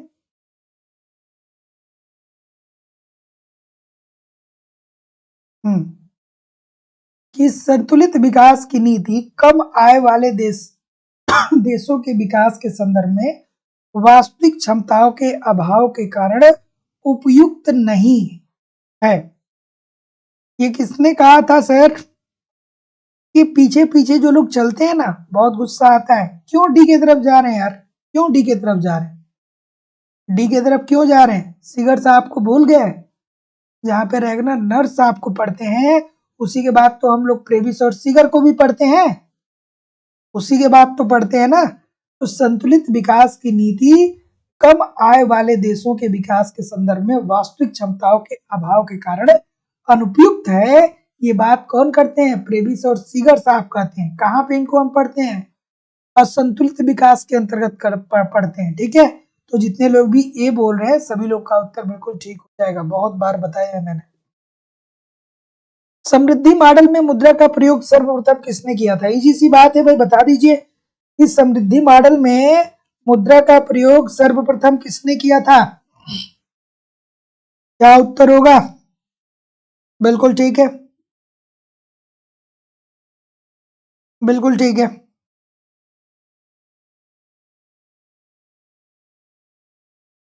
देखिए, यहाँ पे एक बहुत अच्छी बात मैं आपको बता रहा हूँ, है ना, ध्यान से मेरी बात को समझिएगा। बहुत सारी किताबों को अगर जो आप फॉलो करेंगे, किताबों को पढ़ेंगे, है ना, तो आपको बहुत जगहों पे क्या देगा? श्रीमती जॉन रॉबिन्सन देगा, है ना। तो अगर जो कई सारी किताबों को आप देखेंगे तो वहां पे आपको बताया जाएगा कि श्रीमती जॉन रॉबिन्सन ने समृद्धि मॉडल में मुद्रा का सर्वप्रथम प्रयोग किया, लेकिन वो जो बताया गया है वो गलत बताया गया है। सबसे पहले जो किया था वो जेम्स टोबिन ने किया था, और आपका लोक सेवा आयोग जो है वो ऑप्शन नंबर डी को ही माना है। ठीक है, तो सही उत्तर जो होगा वो जेम्स टोबिन होगा। कल को लोग कहेंगे सर जी हमने तो इस किताब में पढ़ लिया कि मुद्रा का सर्वप्रथम प्रयोग जो किया वो रॉबिन्सन ने किया, और आपने बता दिया जेम्स टोबिन। तो किताब ज्यादा जानता है, आप ज्यादा नहीं जानते, किताब जो लिखा है वो ज्यादा जानता है। तो किताब में भी मिसप्रिंट हो सकता है, इस बात को समझने का प्रयास करिए, है ना। मेरे पास बहुत सारे कंप्लेन आते हैं कि सर इस किताब में ये दिया है, आपने ये बताया है। ठीक है, तो मेरे द्वारा जो उत्तर आपको बताया जाता है वो लोक सेवा आयोग या माध्यमिक शिक्षा चयन बोर्ड के माध्यम से जो परीक्षाएं कंडक्ट होती हैं उसके उत्तर की के आधार पे बताया जाता है। ठीक है, तो ऑप्शन नंबर डी बिल्कुल सही हो जाएगा। अगला प्रश्न कि भारत में वित्त आयोग का गठन कौन करता है? सबको पता होगा, यहाँ पे रुकने की कोई जरूरत है क्या? वित्त आयोग का गठन कौन करेगा भारत में? कोई ऐसा है जिसको नहीं पता हो? भारतीय संविधान का अनुच्छेद 280 का भारत का राष्ट्रपति प्रत्येक 5 वर्ष पे ये करता है ना।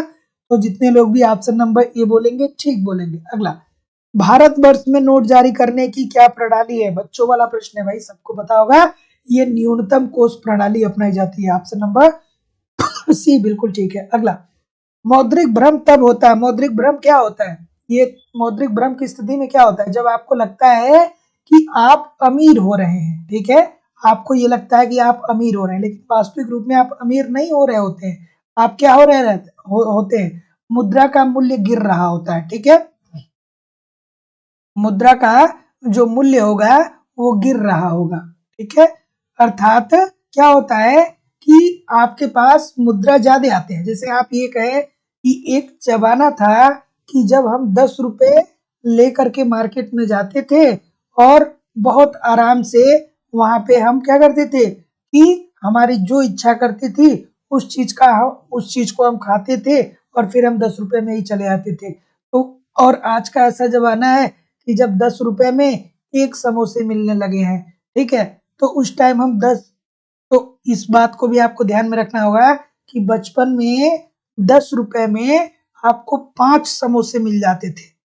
ठीक है, अगर जो पुराने बहुत ज्यादा हैं तब बहुत ज्यादा आप पुराने हैं तब की बात कर रहा हूँ। 10 रुपए में 5 समोसे मिल जाते थे। ठीक है, टिकिया जो होती थी वो 10 रुपए में 5 मिल जाते थे। ठीक है, गोलगप्पे जो होते थे 1 रुपए में 4 मिल जाते थे। अब क्या होता है? अब आपको 10 रुपए के 3 गोलगप्पे या 4 गोलगप्पे मिलते हैं, है ना। तो ऑप्शन नंबर क्या हो जाएगा? तो ऐसा नहीं है कि आप अमीर हो रहे हैं, ऐसा नहीं है, ये मुद्रा का मूल्य कम हो रहा है। अगला प्रश्न, तो जितने लोग भी क्या बोल रहे हैं कि स्फीति गति होती है पर समाप्त हो जाती है जब भारतीय स्फीति होती है, तो ठीक है, क्या बोल रहे हैं? ए बोल रहे हैं सभी लोग? अच्छा भैया, है ना? ये बोल रहे हैं? ठीक है भाई, सभी लोग ये बोलेंगे। तो जितने लोग भी ए बोलेंगे सभी लोग का उत्तर ठीक होगा कि स्फीति धीमी होती है पर समाप्त हो जाती है जब भागती स्फीति होती है। अगला प्रश्न, कि हिग्स हैंसन आईएस वक्र बताता है। अब बहुत सारे पेरेंट्स होते हैं ना, कहते हैं कि हमने तो वो जमाना देखा है कि जब पक्की मकान हमारे पास नहीं थी। तो भैया उस जमाने में कितने लोग के पास पक्की मकान होती थी? है ना? इस प्रश्न का उत्तर करिए कि हिग्स हैंसन अर्थात आईएस वक्र क्या बताता है। तो जितने लोग भी ऑप्शन नंबर बी बोल रहे हैं सभी लोग का उत्तर बिल्कुल ठीक है कि अर्थव्यवस्था में वास्तु क्षेत्र के संतुलन को बताता है। थोड़ा जल्दी खत्म करेंगे, 9 बज गया ऑलरेडी। सूची 1 सूची 2 को सुमेलित करिए भैया। सूची 1 को सूची 2 से सुमेलित करिए। रोजगार गुणक की बात करें तो कहाँ पे गए? कौन सा है? हाँ बिल्कुल है। कहाँ पे है? हाँ यहाँ पे है। तरलता जाल की बात करें, किन साहब कहाँ पे है? यहाँ पे है। ठीक है, उसके बाद मुद्रा तटस्थता की बात करें तो पेटनिकन साहब कहाँ पे है? यहाँ पे है। तरलता विविधता की बात करें तो जेम्स टोबिन साहब। अगला, निम्नलिखित में से किसने बाजार मूल्य निर्धारण में समय तत्व को निर्धारित किया? कि बाजार में मूल्यों का निर्धारण होता है तो समय महत्वपूर्ण होता है। तो सर मार्शल ने किया, बिल्कुल ठीक है। अच्छा, अब कोई भी प्रश्न नहीं है, लेकिन कहीं भी जाइए नहीं, कमेंट करके बताइए कितने प्रतिशत प्रश्न आपके सही हुए। ठीक है, तो कमेंट करके जरूर बताइए कि कितने प्रतिशत प्रश्न सही हुए। और लाइव स्टडी इलाहाबाद के मोबाइल एप्लीकेशन पे आपको आपकी जो दूसरी क्लास चल रही है वो इकोनॉमिक्स के कॉन्सेप्ट की क्लास चल रही है। यहाँ पे ए टू जेड इकोनॉमिक्स के सारे कॉन्सेप्ट आपको पढ़ाए जा रहे हैं। साथ ही साथ दोस्तों आपको कंप्लीट इकोनॉमिक्स के नोट्स दिए जा रहे हैं। तो कॉन्सेप्ट को ईमानदारी से बार बार पढ़ते रहिए, नोट्स को बार बार रिवाइज करते रहिए। मैं विश्वास के साथ कर रहा हूँ, जिम्मेदारी के साथ कर रहा हूँ कि अगर जो इन सारी चीजों को आप ठीक तरीके से पढ़ते रहना तो आपको कहीं भी कोई समस्या होने वाली नहीं है। साथ ही साथ आपको टेस्ट सीरीज दिए जा रहे हैं। टेस्ट दीजिए, अपना इवेल्युएशन करिए कि आपकी तैयारी कैसी चल रही है। आपके एग्जाम में किस प्रकार के प्रश्न पूछे जाते हैं, प्रीवियस ईयर के क्वेश्चन पेपर और करंट सब कुछ आपको प्रोवाइड किया जा रहा है। कहीं भी इधर उधर से कुछ भी आपको कलेक्ट करने की जरूरत नहीं होगी। ईमानदारी से एप्लीकेशन पे पढ़िए, यूट्यूब पे आप प्रैक्टिस करते रहिए। ठीक है, यूपी टीजीटी पीजीटी का अलग बैच है, झारखंड टीजीटी पीजीटी का अलग बैच है, एमपी सेट का अलग बैच है, जीआईसी लेक्चरर, एलटी ग्रेड सबका अलग अलग बैच है। आप एडमिशन ले सकते हैं। एडमिशन की जो फीस है वो 2,000 रुपए रखी है गई है टीजीटी पीजीटी के लिए। इस नंबर पे गूगल पे, फोन पे या पेटीएम के माध्यम से आप पेमेंट करके इसका स्क्रीनशॉट सेंड कर सकते हैं, या डिस्क्रिप्शन बॉक्स में जाइए, एप्लीकेशन का लिंक डाउनलोड करिए और वहां से आप डायरेक्ट कोर्स को परचेज कर सकते हैं। ठीक है, thank you very much everybody. Sadanand ji बोल रहे हैं कि सर 6 क्वेश्चन गलत हुए। कोई दिक्कत नहीं है, चलिए कोई दिक्कत नहीं है। तो देखिए दोस्तों, सबसे जरूरी ये है कि आप ठीक तरीके से कंटेंट को पढ़िए, है ना? अच्छे कंटेंट, बहुत सारे लोग मेहनत तो करते हैं लेकिन उनको ये बात समझ में आती नहीं है कि चीजें कहाँ से क्या पढ़ना है क्या छोड़ना है। बहुत सारे लोग एक थियरी उठा लेते हैं और उसी थियरी में कम से कम 20 अर्थशास्त्रियों ने स्टेटमेंट दिया है, सभी स्टेटमेंट को याद करने का प्रयास करते हैं। वैसे नहीं हो पाएगा। ठीक है, वैसे नहीं हो पाएगा, वैसे आप कर ही नहीं पाएंगे याद। उतनी मोटी मोटी किताबें आप याद ही नहीं कर पाएंगे। ठीक है, तो किताबों को पढ़ना अच्छी बात है, लेकिन टू द पॉइंट चीजें, सफलता के लिए टू द पॉइंट चीजें आपको पढ़नी पड़ेंगी। कम समय में ज्यादा पढ़ना पड़ेगा। मिलेंगे नेक्स्ट क्लास में एक नए उत्साह नए एनर्जी के साथ कल शाम को 7 बजे। तब तक के लिए पढ़ते रहिए, आगे बढ़ते रहिए। नमस्कार, धन्यवाद।